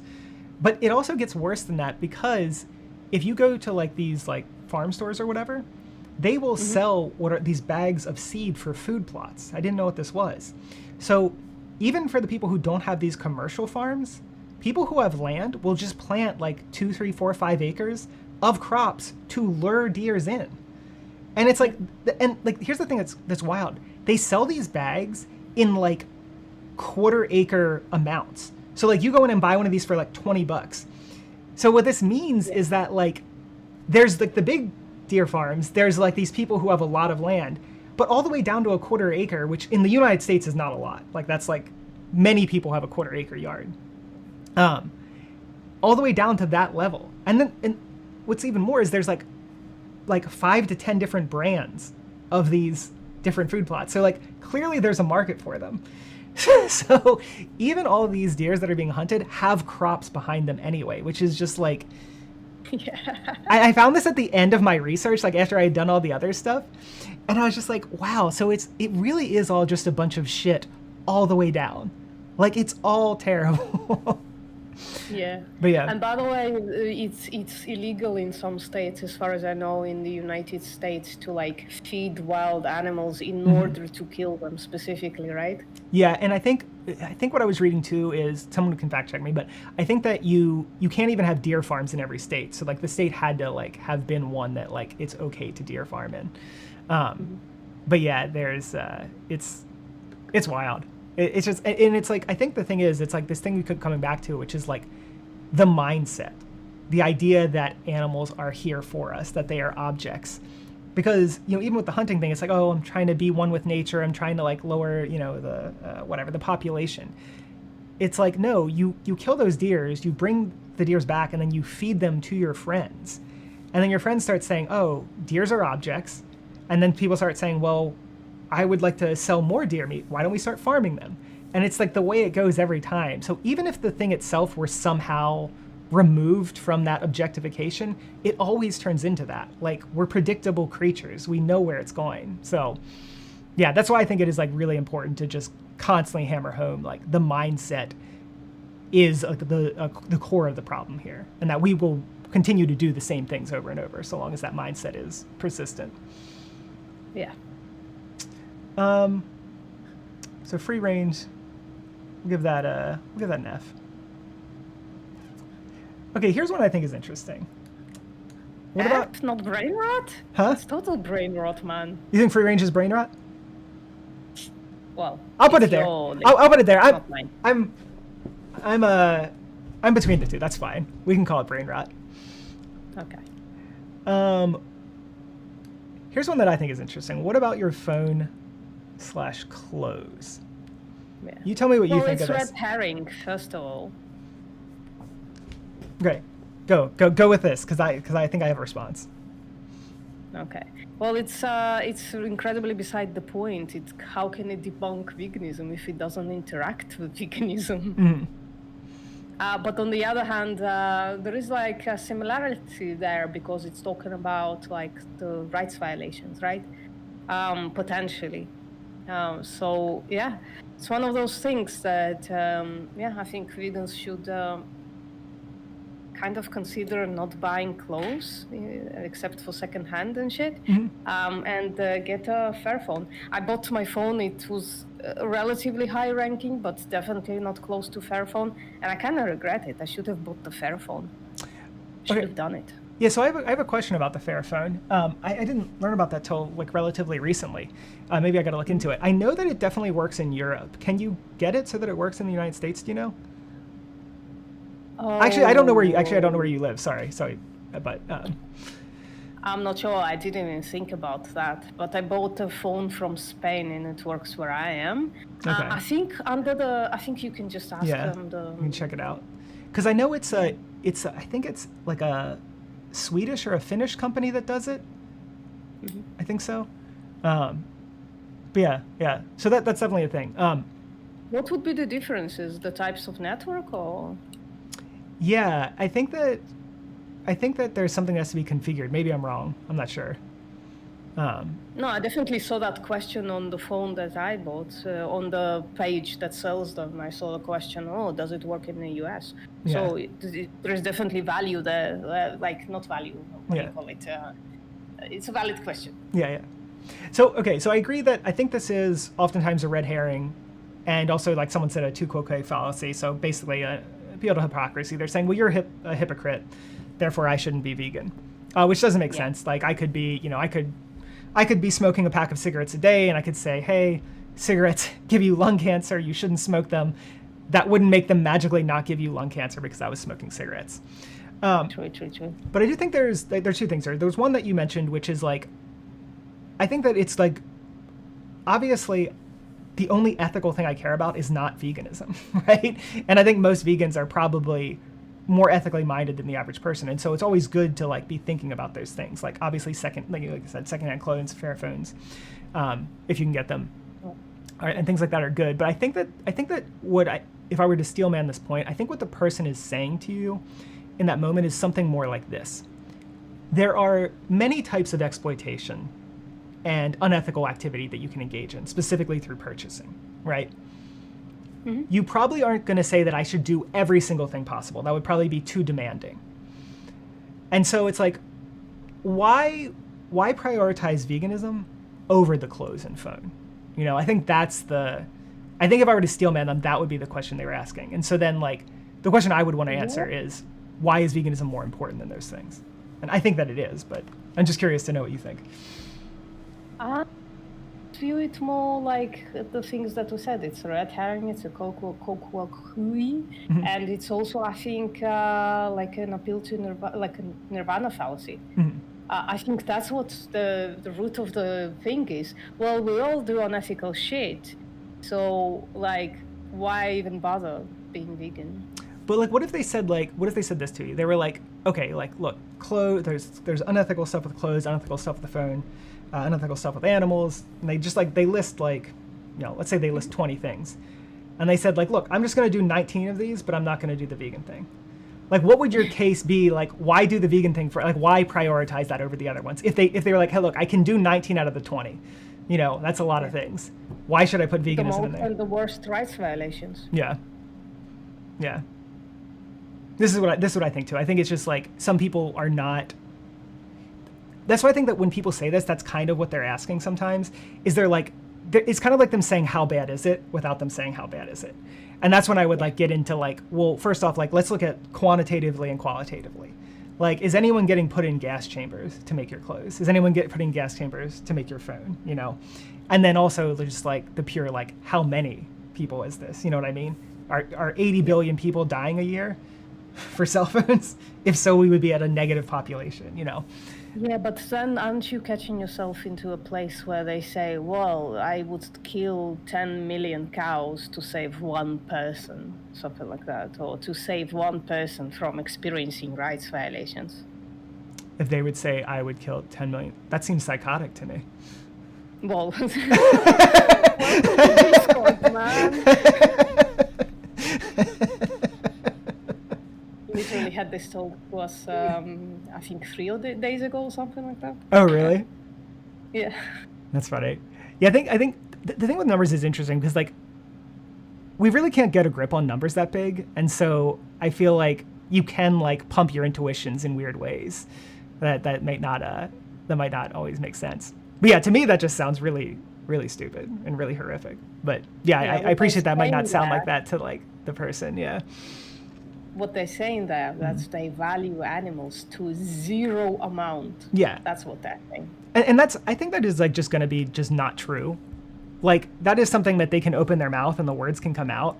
But I think in any, like if you hooked them up to a brain scanner and punched a dog in the face, I don't think like we wouldn't see no negative emotions like elicited during that, you know. Or if you asked them outside the context of veganism, like, well, is this fine? They would be like, fuck no. But put them in a vegan debate and they're like, I am totally fine with 10 million cows being murdered. But yeah, that's just, I think that's like something that might be being asked there. I'm going to call this brain rot. Yeah. I'm not going to quite put that on, I'm not going to put it down here because I think it is, again, this is like, it's always cope, but sometimes the person does have a good heart and they are like wanting to like pursue ethical things. And so I don't want to like totally deny that. Yeah. All right. What else? How about meat tastes good? This one is like, it's like you could only use this as a justification in a society that is so like, there's such a tidal wave of objectification, because this is just like, it's unbelievable. And again, like if you've done activism, if any in the chat has done activism, you know that you can push back on this and just be like, you know, is 5 minutes of taste pleasure worth putting a pig in a gas chamber? And almost no one is going to say yes to that. I've had a few people in person kind of be like, I don't know. I know online. Online is different. For real. On Discord, it is different. I agree. On Discord, it's different. Yeah. But in person, most people won't. Almost everybody bites this bullet. Yeah, like, of course. Yeah. Yeah, I should probably make that distinction. I'm gonna put this one in the bottom. I think this is just atrocious. Let's see, what else? Do we have anything? I'm trying to find stuff that isn't kind of overlapping with other stuff. Well, let's do this. This one just says the vegan teacher or that vegan teacher. I assume that people are like, I'm not going vegan because of that vegan teacher, or because she's an asshole or something. What are you hearing specifically? Something like this. Do you know who the vegan teacher is? She's terrible. And then there's no argument. There's just that, just a statement. Yeah, that's interesting. So obviously not an actual argument. What is the person saying here though? Like they're just trying to pull out like a sort of cheap, like this person's a jerk. But I think there's probably some kernel of emotional truth here in that like that vegan teacher is so like abrasive that it's like you're looking at them and being like, I don't want to be in the same group that she's in. This is kind of like okay. I guess it's kind of similar to the like Hitler was a vegetarian. I'm not saying that vegan teacher is Hitler. I'm not saying that. Where you put Hitler and just put the vegan teacher there as well. That sounds terrible, but but I think it's the same sort of like logic in their mind, right? It's like like this person sucks. They are a vegan. I don't want to be vegan because that person that like associates with them in some way. So 100%. I'll put this in incurable brain rot, only because I don't want her to be right beside Hitler. So,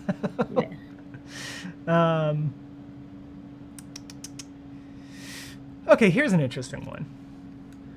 Kill to control population. I think before It's an interesting one, yeah. I talked a little bit about this before, whereas I think that like when people say this, like again, the most common one is with deers, and yet somehow there's 10,000 deer farms. Somehow there's like a myriad of products to lure deers in and have them eat and feed them. And so I think, you know, my first thing is going to be, as like with what we're saying, I'm going to be very skeptical, first of all, that the highest goal in these cases is to control the population, and that's not some form of like post hoc rationalization. Mm-hmm.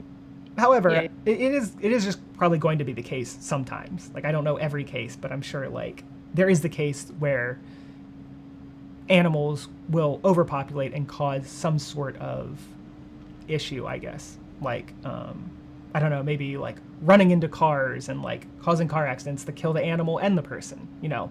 Mm-hmm. And so that's not great for either the animal or the person getting killed. And so Justin, like, you know what I found out? I found out on a factual level. There is this video that's going around to, like the carnivores and anti-vegans, where like a bunch of people shooting at pigs with machine guns, at feral pigs, and people are like, "Wow, this is done for vegans," blah blah blah. That's actually just like a firearm commercial. That's. Oh, wow. We don't know anything about the context of those pigs. Yeah. You can see some kind of a crop in that video, but fuck knows what it is. Yeah. That is amazing. Well, and the other thing that's funny too, because like it would be interesting to know the overlap there, because if you know anything about firearms, you would know that video was a bunch of shit anyway. Because so first off, like you don't live in America, so you're probably less familiar with guns than people in America, but machine guns are insanely expensive, and ammunition for guns is wildly expensive. With a machine gun, you could probably shoot off $100 in a matter of 3 seconds. And so no one is going to like go and like shoot feral pigs with a machine gun. You would be doing that with like a rifle or something. So that's funny that, and I know that I know there's an overlapping Venn diagram there, so the people posting that around had to already know that. So, yeah, that is. Well, I don't know if they do. Sometimes they're just dummies. Sometimes they are. Sometimes they are. But yeah, I guess, okay, I think feral pigs is one I've heard. So in that case, it is interesting, because then you, of course, have the like, well, okay, humans are also an invasive species to some degree. So like, could we kill humans for this reason? What do you think, Varys? I'll let you go first. So, like, if it's actually like an invasive species, then some of the iterations of killing them might be like self-defense, right? Defending the crops and shit like that. The thing is, we never explored like truly, really other options than just like opening fire or opening the outdoor gas chambers, right? Yep. So definitely in the vegan world, we should consider that. I think in the vegan world, we should consider like crop deaths completely, like altogether. Yeah, I think so. You mentioned, so I think the first thing is I'm often skeptical that the goal is population control to begin with, but my next step after that is like, have we tried other things? Like, why is the first option like get out the fucking gun, you know? Because I know a lot of times, like I think even with deers is like you can sort of like change like wildlife corridors or plant different crops or like to prevent them from like getting onto roads and things like that. And of course, then there's like contraception and stuff. Contraception is still, I think, you know, it's still dicey because there is like a level of like trying to control them, I think there, objectify them. And so it's like it wouldn't be my first option, but if the other option is like shooting them in the face, then like, yes, I would like select contraception over that. But I would want to do the least invasive, least harm that I could first and start from there rather than start from the shooting them in the face option, which is, I think, again, because we objectify animals, most people are choosing that one first. 100%. Justin, I gotta go get some sleep. I was gonna say, you're yawning a lot. It's like you stayed on longer than I thought you would. I stayed longer than I thought I would. It's these, they just suck you in, these anti-vegan arguments, 100%, but I can't do it anymore. I'm barely standing. All right, we'll get some sleep. Thank you for inviting me. I really appreciate it, and I hope you enjoyed the rest of your list. I hope it's going to be a lot of brain rot. No, it is. Yeah, and thanks for coming on, and thanks for making the list. Have a good one. See you. Yeah. All right, we're going to put population control. I think this is probably a D. This makes us have to consider some, I think, interesting scenarios and trade-offs and things like that. There's also a lot of empirical questions here, so I think not like total brain rot like meat is natural or something like that. Let's see, how much more here? There's a lot. I don't think I can get through all these. Let's go with tribes living in the jungle. We'll just go with that one. So I think there's like a similar thing here that we kind of talked about before. Like obviously, some tribes living in the jungle, I assume in this instance, they are hunting animals because they have no other choice in order to survive, I guess. If that's the case, again, these are not the first targets of my advocacy and activism. These are probably going to be the very last targets. So first off, to travel to the jungle would be like a lot of time. There's probably a small number of people. I'm not going to have a lot of reach. So again, when people bring this up, I do think it's mostly a red herring. I feel like it's often brought up to similar things like people say like, what about indigenous people? So this is like, I kind of separate some of these objections to like left-wing and right-wing objections. And this definitely falls into like the left-wing objection. So I hear stuff like this a lot. So like I said, I don't hear religious objections hardly at all, but this sort of objection I hear quite a lot in person. So essentially like, well, indigenous people have indigenous practices and they have to eat, flesh or whatever to survive. And so I'll hear that one a lot. And so you kind of want to pick apart exactly what it is they're saying. So, because sometimes they're saying cultural, sometimes they're saying necessity for survival, and sometimes they're saying both. And I think it's worth just kind of like picking apart each of those. So like, the common refrain is like, yeah, there were a lot of things that we did culturally, for a long period of time. Can you think of anything that we did for a long time that was cultural that you think is totally immoral? And then the necessity one is interesting because you probably want to address like whether it's necessary for people like us to eat flesh, which it isn't. But it may be sort of geographically necessary for where they are. So you definitely want to say like, well, while they might not be able to do it, can you do it here? Can you do it with, 10 grocery stores within a 5-mile radius of you? Can you do it here with entire like plant-based sections at Target? Can you do it here with a produce section right when you walk in the grocery store? Can you do it here with like 10 aisles of canned goods? Maybe that's too many aisles, like 2 aisles of canned goods. So you definitely want to point that out. But if we are actually talking about a group of people who have no other choice, then again, like I said, I still think they are wronging that animal, right? They are still exploiting and killing and harming that animal. However, like I said, they're not going to be high up on my list of priorities. But again, something maybe interesting to think about.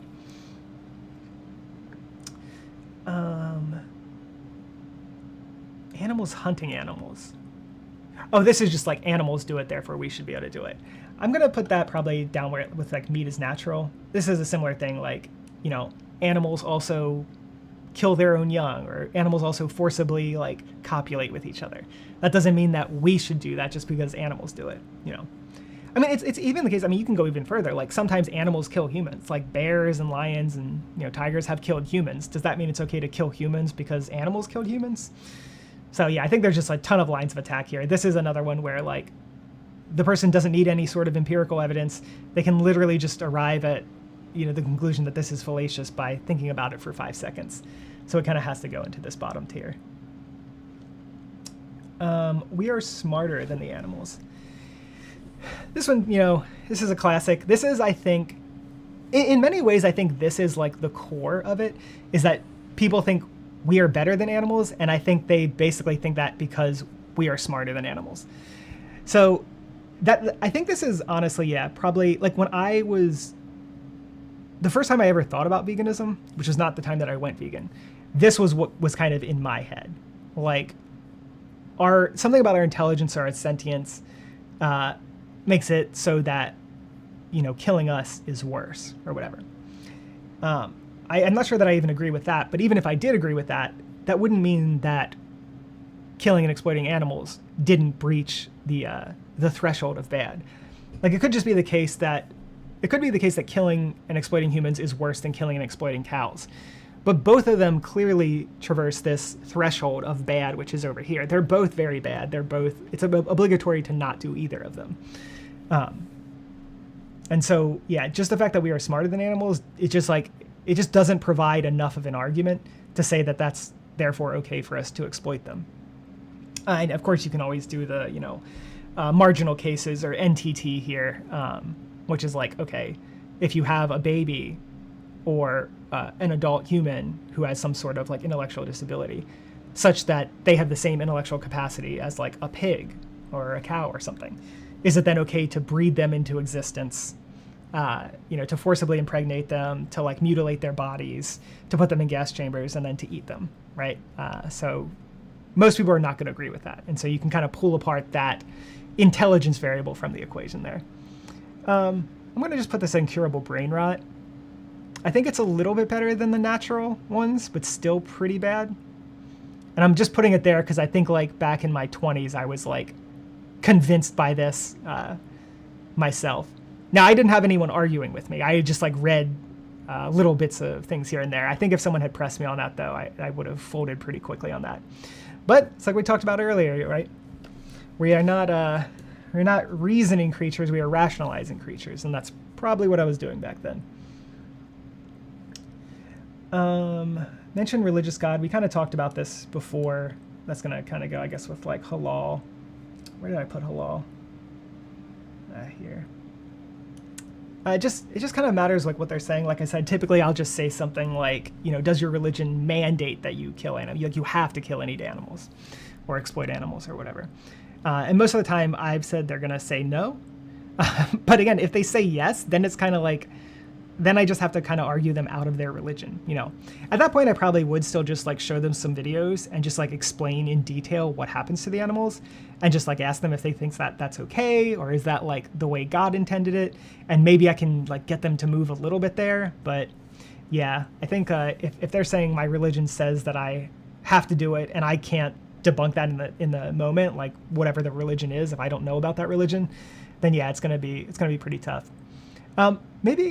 Maybe in some sense I'll move this higher because I was kind of thinking about like how hard are they to respond to, and in that sense, like this could be quite hard to respond to, even though, again, like what I would be inclined to do is just argue them out of their religion. But of course, that's not going to happen in a 5-minute conversation or a 10-minute conversation or whatever.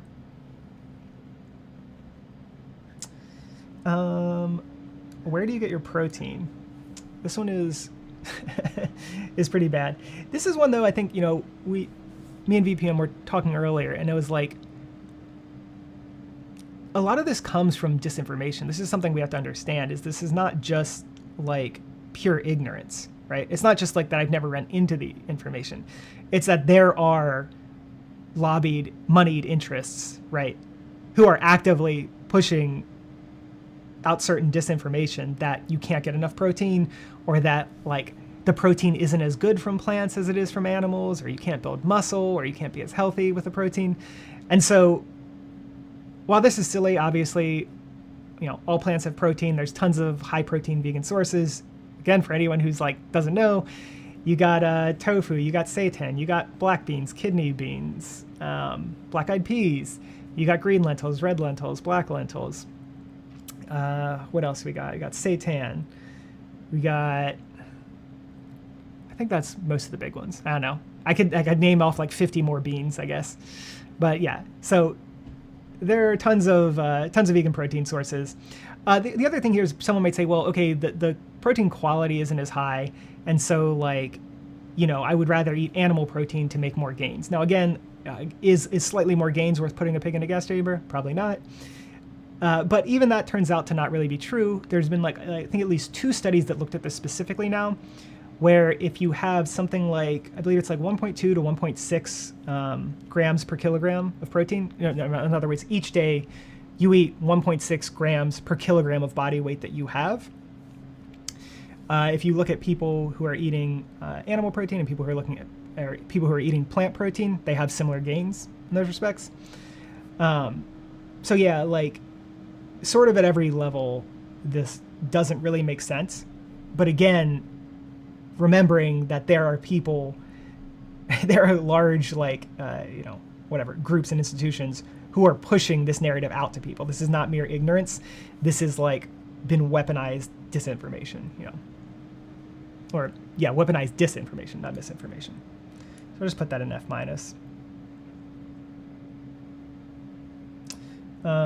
Animals can't craft or build things. I know a lot of people say this. This one, again, just strikes me as so... I guess this is kind of like the intelligence one. But one, like, animals do craft and build things. I guess typically those things are not as complex as the thing humans build, of course. But, again, like, babies can't craft and build things, really. Like, build complex things. But also even single humans can't craft and build things. So, like, even there's this sort of, like... I don't know what you call it, but a little, like, life lesson about, like, a pen, how there's no person on Earth who knows how to build a Bic pen, because no one knows how, from, like, resource extraction of the oil to the manufacturing to, like, the ink extraction, like, there's no one person who knows how to do all those things, right? And so, like, as advanced as we are, like, a normal person doesn't know how to make a Bic pen. That seems, like, wild on the face of it. And so in many ways, humans can't build, like, a single human can't build these complex things either. And so then it would just, like, I don't know, you get into this weird question of, like, then is it like the group of humans is like the moral unit rather than the individual human? But even that's just giving it too much credit. Obviously, the fact that animals can't build things doesn't mean that you should be able to throw them in a gas chamber. It doesn't mean that you should be able to, like, cut their beak off or eat their bodies, and things like that. I don't know why this would be important.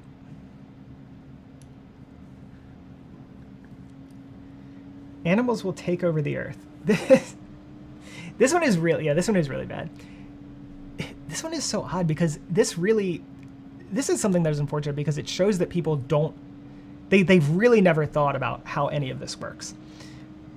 Because if they thought that animals would overtake the earth, they must be thinking that we are, like, taking animals from the wild and killing them. Like, they don't even realize that we are breeding them into existence.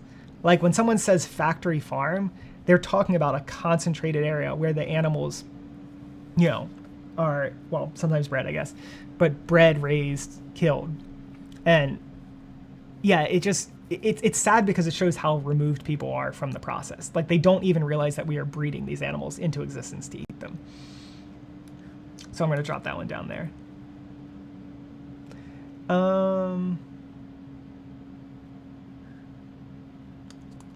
We are apex predators.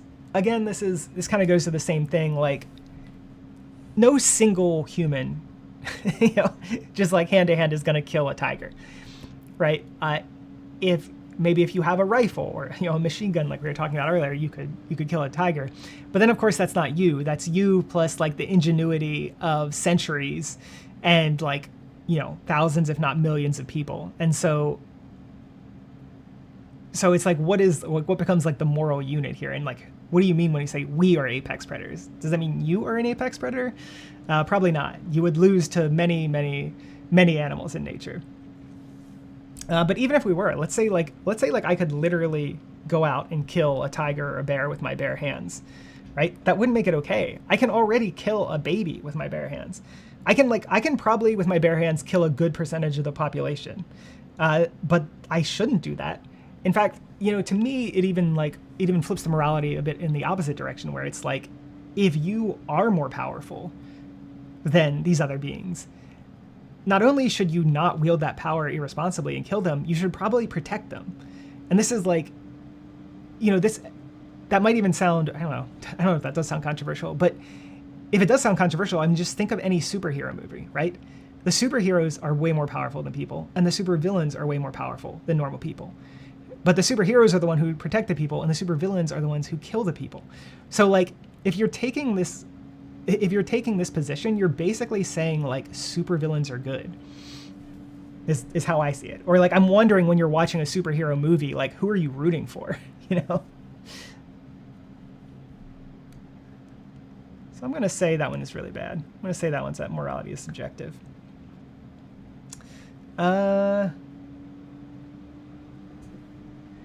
Bacon, though. Obviously, this is just meat tastes good. Should I put this in the same? I'm just going to give this incurable brain rot only because it's slightly more specific. Vegans eat grass. This is just this is so funny because this is just like blatant vegan hate. I feel like at that point, I don't know. Like it does seem like some people actually think that vegans eat grass, which is like goes to show like the work we have cut out for us. You know, I understand that many people think this is a joke, and I'm sure like with younger generations now. But when I was growing up, like I really think people said vegans eat grass. Like some people thought that, which is just like wild to think about. But again, that wouldn't be an argument against veganism. It would have to say something, even if it said vegans exclusively eat grass, right? Which maybe that would be unpalatable to people. But yeah, I don't know. Some of these are just like too dumb to really even respond to. I'm trying to like steelman them, but I think I'm losing my patience with some of them. Veganism is expensive. Okay, hold on. This is one that is actually not completely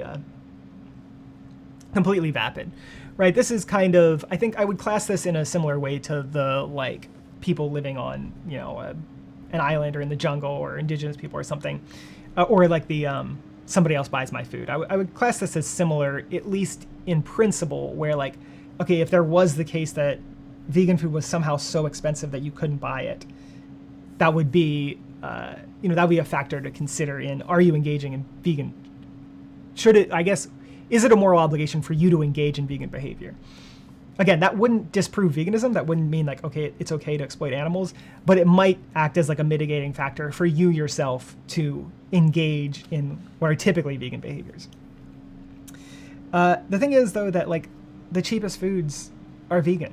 Like you can't get cheaper than lentils on like a per calorie, per protein. Like when you're looking at it all in one, like holistically, like wheat flour, rice, lentils, beans, especially dried beans. They are just so cheap. And then we've also got studies, at least in high income and middle income countries.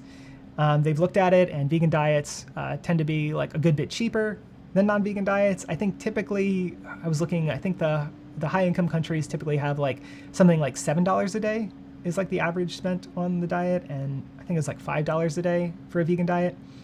So like a pretty substantial savings. And I believe that study, I haven't looked in a while, I think that might have been a modeling study. But I've also seen studies that weren't modeling studies that looked at like, because there's like modeling studies which kind of look at like, what could you like spend on that diet? You know, like if we factor in sort of like regular things that you might eat that might hit your like nutrient targets and stuff, like what are those diets going to cost? That'd be more like modeling. Whereas like there's also like food questionnaires, which is like, what did you actually, like I identify as a vegan and this is what I actually ate in a day. I identify as an omnivore and this is what I actually ate in a day. And so I know that they've looked at both of, there's a ton of modeling and food surveys for environmental questions. And it's like almost across the board, veganism looks way better for the environment on like multiple metrics. I'm pretty sure they've also done food questionnaires for expensiveness of veganism, and even those came out less expensive, so what people are actually eating. But what you can theoretically eat with veganism, you can go super cheap. So if the thing is like, I cannot do this because it's expensive, it's just almost certainly not going to be the case, particularly if you're in a high or middle income country, which I imagine most people are who are listening to this right now. But there are some expensive vegan foods, so that is the thing. Like there are like the sort of like vegan junk foods or like the mock meats and things like that. They can be more expensive. So something to think about, and also something that like a really good way to encourage people to buy more plant-based stuff is to make it cheaper. So things like removing subsidies from animal ag or potentially giving subsidies to plant-based foods and things like that would make like a huge difference in people's purchasing. So that's one of like, this sounds obvious, but one of the biggest like determinants of what people purchase is the price of that thing. All right, hold on, let me get a sip of water. I am saying a lot of words. All right, maybe I should rapid fire these. All right, religious holiday. I don't know what that means. Like maybe you can eat non-vegan food on a religious holiday. I'm just going to put that one. That one seems even worse, though, than just normal religious stuff. I'm going to... Maybe I'll put that here. All right, what was halal? Well, but halal was saying... I'll put that with halal. We'll say that. Cows and pigs are not pets.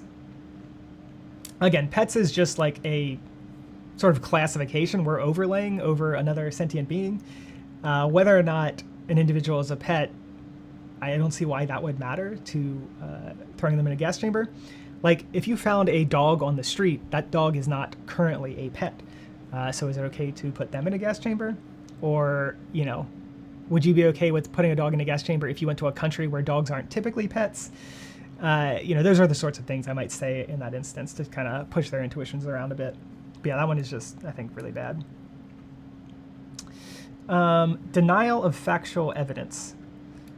I mean, I guess, I don't even know what, I'll just put that in like F-. I guess we don't know exactly what specific factual evidence that would mean. And it already has denial loaded into it, so it's already kind of saying that they're not, they're denying the evidence. So that one just kind of seems like maybe begging the question a little or something. Honey, this just says honey in quotes. I don't know what, like, honey is vegan. Again, we're exploiting the bees for their honey, so that just wouldn't be vegan on the face of it. I read not an article, I read a post actually on Debate a Vegan recently that was arguing that, like, everyone should cut out honey before cutting out anything else, because honey actually is like the worst. It's like, they're either saying it was the most exploitative or it caused the most suffering or something, and they listed like a pretty long list of things. I don't know, yeah, I mean, just honey. Just because there's no other context, I'm going to give that incurable brain rot. Oh, what's up, Natalie? Let's see. Oh yeah, and people, go ahead and hit that like button for me, subscribe, do all the things. Also, there is a Discord link in the description. I do have a Discord now. It's not fully set up and running, but I've got some, I don't even know what they call them, boards in there or whatever. And I think I might be doing debates through the Discord soon. So potentially thinking about that, but the more people that join, the better.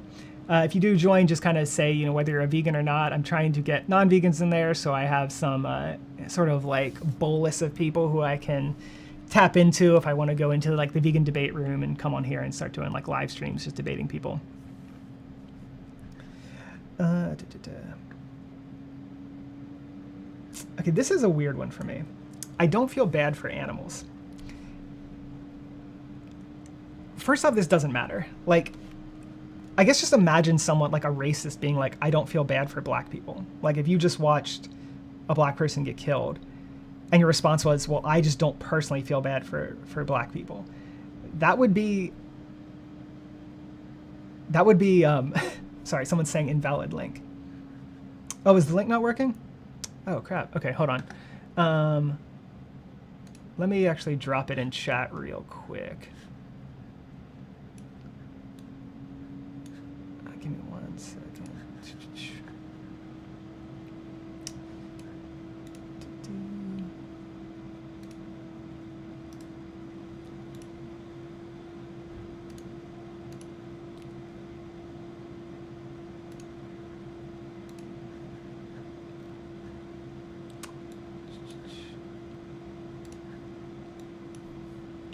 All right, try that link. I should have pinned this at the beginning, but I didn't think about it.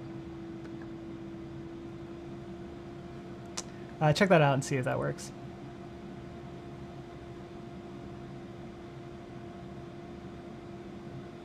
Set it to permanent, never expire. Okay, yeah. See, this is the thing. I'm fairly new to like I'm in Discord like rooms or whatever, but I've never like set up my own. All right, so I'll do that then.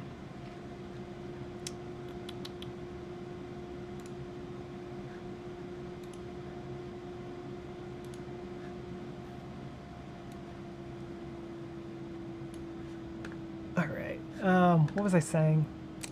I don't feel bad. Oh yeah, this is like, again, like if someone were to just be like, I don't feel bad for some like group of people, like after watching them get killed, like that would not be, not only would that not be an argument, we would recognize that as like not an argument at all, it would actually be to their detriment, because then we would just see them as like totally heinous individuals.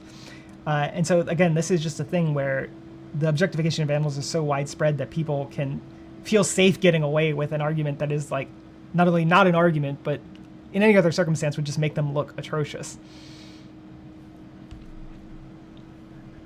So yeah, this one is like, and so the other thing is when people say this, I just don't believe them.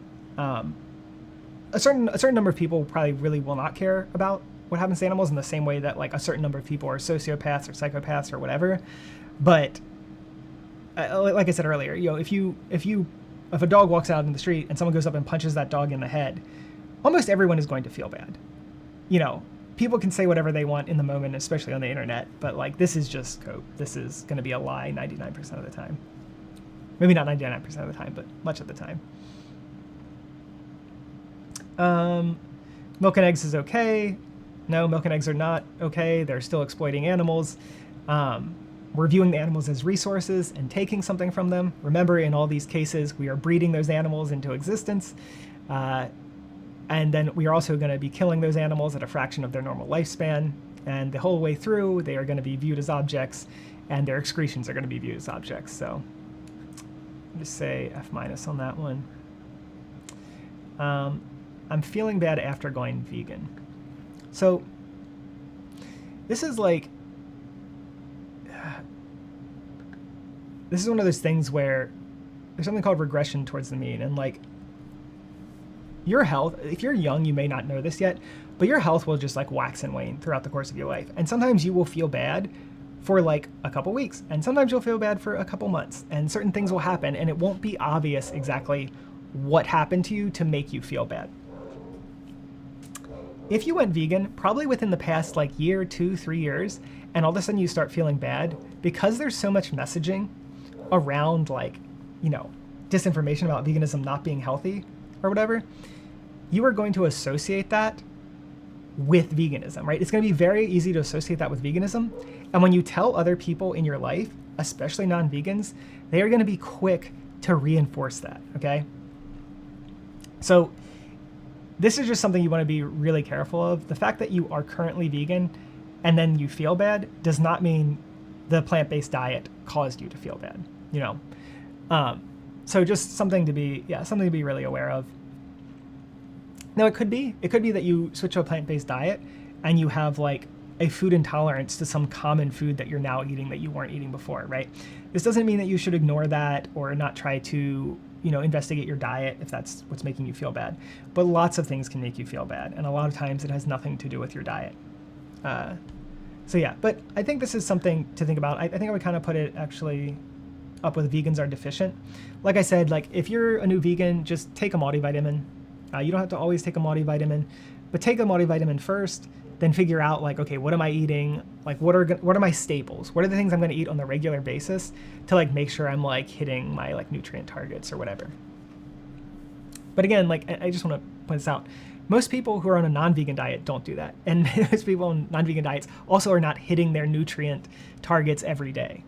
So just put that in context, right? Obviously, you want to be healthy, you want to hit your nutrient targets or whatever. But acting like there's like this huge discrepancy between vegans and non-vegans, I think is probably not right. And particularly once you've taken a multivitamin, I think that's going to that will fill in most of those holes. Top of the food chain, this is just going to be apex predators again. If you're super powerful, that somehow makes it better that you prey on less powerful people. Seems really dumb. To me, it just makes it much worse. Difference between vegan and vegetarian. I think we kind of talked about that with like the eggs and milk. Although, well, vegetarian, I guess you can be doing it for ethical reasons because you don't want to harm animals as much. But like eggs and milk, like we just said, that's still exploiting animals. There's still a lot of suffering in those industries. And there might even be more suffering. Like if you eat the same amount of calories of eggs, as you would have for like cow flesh or whatever, you could be causing more suffering, if what you care about is suffering. If what you care about is exploitation, then like vegetarians are still obviously exploiting animals, kind of like we talked about earlier. I'm trying to rapid fire these. I am not killing anyone, okay? This is like, if you paid a hitman to kill someone, would you still think that that was okay? Also, even though you're not killing anyone, you are supporting this exploitative system, which, again, is itself what we are critiquing. So even if you are not doing the exploitation yourself, you are still like directly financially supporting that exploitation in a very like symbolically salient way. And again, remember, it's not just that you are paying someone to exploit and kill these animals. You are then taking their body parts, their severed body parts, and like chewing them up in your mouth. So like if you're a non-vegan, there are dead bodies of animals dissolving inside you right now. And so even though you didn't kill that individual, you have clearly objectified and exploited that individual in like a way that we would think is completely heinous in the human context. So I think it's pretty bad. I think I'm just going to say that's brain rot. Let's see. Bad ethical is subjective. Oh, let me go that one. I was going to be vegan, but again, I didn't make this list. VPM, I don't know what this means. I was going to go vegan, but like that butt could be filled in with anything. I don't know what that means. I'm going to put that on the bottom. Rights and the law. Again, I think we talked about this earlier. Just because something is legal doesn't mean that it is moral. All you have to do is think back in history and say, hey, was there ever anything legal in history that was horrifically immoral? And anyone can think of that in like 2 seconds.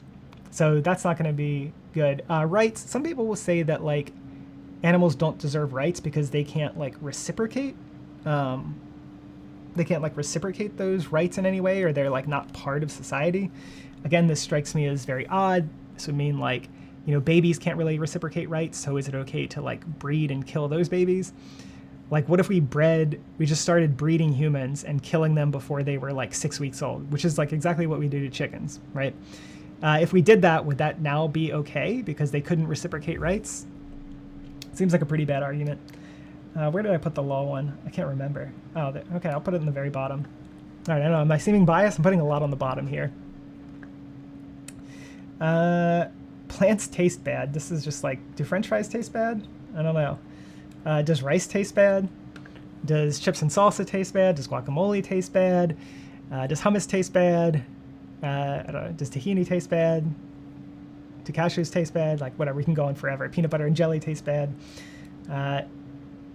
Even if it did taste bad, that wouldn't justify what we do to animals, but like the fact that they taste bad doesn't even... This is like, I think the thing that people think when they think that plants, when they think of vegans, this is like the grass thing. They, for some reason, think of like spinach and kale and carrots, and like that's what a vegan diet is like a limited number of vegetables. Because they don't even think it's vegetables, because when you say vegan, people do not think of French fries. They don't think of potatoes, you know. So, yeah, just more like we live in a world that is so not vegan that these like obviously fallacious or just empirically silly things just don't even get caught by the average person. People will still eat meat. So this would be like saying, you know, is it okay for me to shout racial slurs at people walking down the street because people are still going to be racist? Like if I personally stop shouting racial slurs, racism is still going to exist. There's still going to be racist people. So I should be able to shout racial slurs, right? That doesn't make any sense. So just the fact that people will still eat meat, even if it were true, is not a good argument. I'm going to say...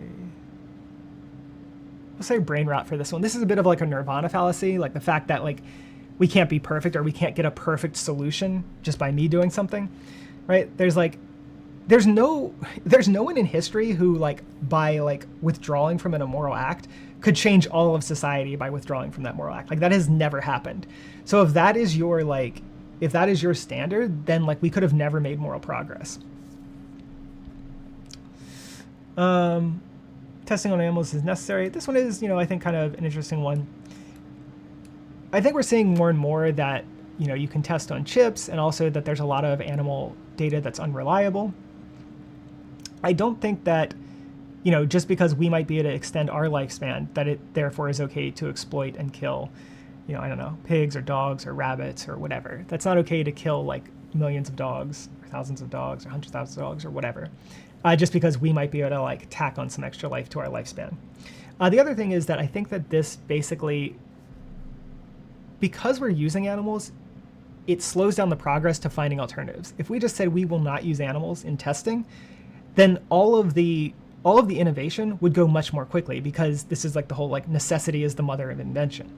Like the more pressure there is, the more necessity there is for something, like the quicker you're going to innovate in that direction. And so like wherever it is that like, you know, experiments on chips are right now, I assume that innovation would be much further along had we said that animals, that it's like messed up and we shouldn't be testing on animals. All right, guys, I'm starting to lose it a little here. My brain's not working. I need to eat some food. I got 4 left. You don't know what the animal wants. This one is super dumb. This is like saying, like, you never know 100% what anyone wants, right? Like, I could walk up, like, whoever's listening to me right now, I don't know what you want, right? I don't know exactly the thing you want. I don't know if you prefer vanilla vegan ice cream to strawberry vegan ice cream. However, I can have like a sort of probability, like a probabilistic understanding of what you want. And I know that you probably don't want me to like take a hammer and like smash your feet with it, right? I know that you probably don't want me to like push you off a cliff or like burn your house down. So the fact that like we don't know exactly what someone wants doesn't mean that we should therefore do anything to them, and that like anything we could do to them has an equal chance of being something that they want. So really dumb. And again, this is one that like, if push came to shove, if any of these people who say this saw someone like punching a dog or beating a dog or something, they wouldn't just be like, well, hold on, you can't stop that person because you don't know if the dog wants that or not. You know, no one would say that in that situation. This is something that only gets said because they're talking to a vegan. If everyone goes vegan, this is another one. VPM isn't here anymore, so I don't know what this means. Like maybe there would be like bad effects to it. This is maybe like talking about how the animals go extinct, but we kind of covered that. So I don't know. I'm just going to put that in brain rot. It's probably brain rot. Plants feel pain. So this one is like, even if you think this is the case, let's say we just accept that. More plants are like injured and killed for animal agriculture than they would be in plant agriculture. Again, this is because you have the animals eating crops and they don't convert those crop calories efficiently. So they have to eat far more than 100 calories of corn to produce 100 calories of their own flesh. So now you have all, again, this seems like this, someone saying this is going to care about pain. So then you have all the animals feeling pain, and then you have all the plants feeling whatever like plant pain is. But it's not just the same amount that a vegan would eat. It'd be like more like 3, 5, 10 times the amount of plant pain that a vegan would cause plus the animal pain. So this one is no good. Also, there's not strong evidence to show that plants are sentient. There are some papers that are making the case that plants clearly aren't sentient because this has gotten like sort of like a foothold in like popular culture. So pretty bad. I think bad on the empirical, and even if the empirical were true, it doesn't make sense. However, I probably lean more panpsychist than most people, meaning that I think it's possible that more entities than humans are sentient. I don't think that the only thing that could possibly give rise to sentience is like neuronal tissue or like neurons or nervous systems and things like that. So I'll put this up a little higher. I know some people think that like without any sort of like nervous system, like something cannot be sentient. I don't hold that position. And then finally, bad and ethical is just subjective. That is going to obviously go down in this category because that is just morality is subjective. I think, honestly, one of the most annoying arguments that we hear, this isn't a rebuttal that morality isn't subjective, but I just think this is almost always a thought-terminating cliche. The person is basically saying morality is subjective, therefore, like, you can't argue me into doing this. Again, like one thing that I would always wonder then is, if they were back in the early 1800s and they were arguing with someone that we shouldn't enslave humans, and that person said morality is just subjective. Like I'm always like wondering what they would say to that person. Would they see that as just like an obviously like knocked down argument? Would they be like, I guess you're right. So got to keep slavery now, yeah, this is something that people, again, I've almost exclusively heard people say this in situations where they feel like where I'm interpreting them to feel like that they're, God, I can't talk anymore. It seems like they feel like they're doing something bad and they're saying it as a way to stop the conversation or to like ease some sort of cognitive dissonance.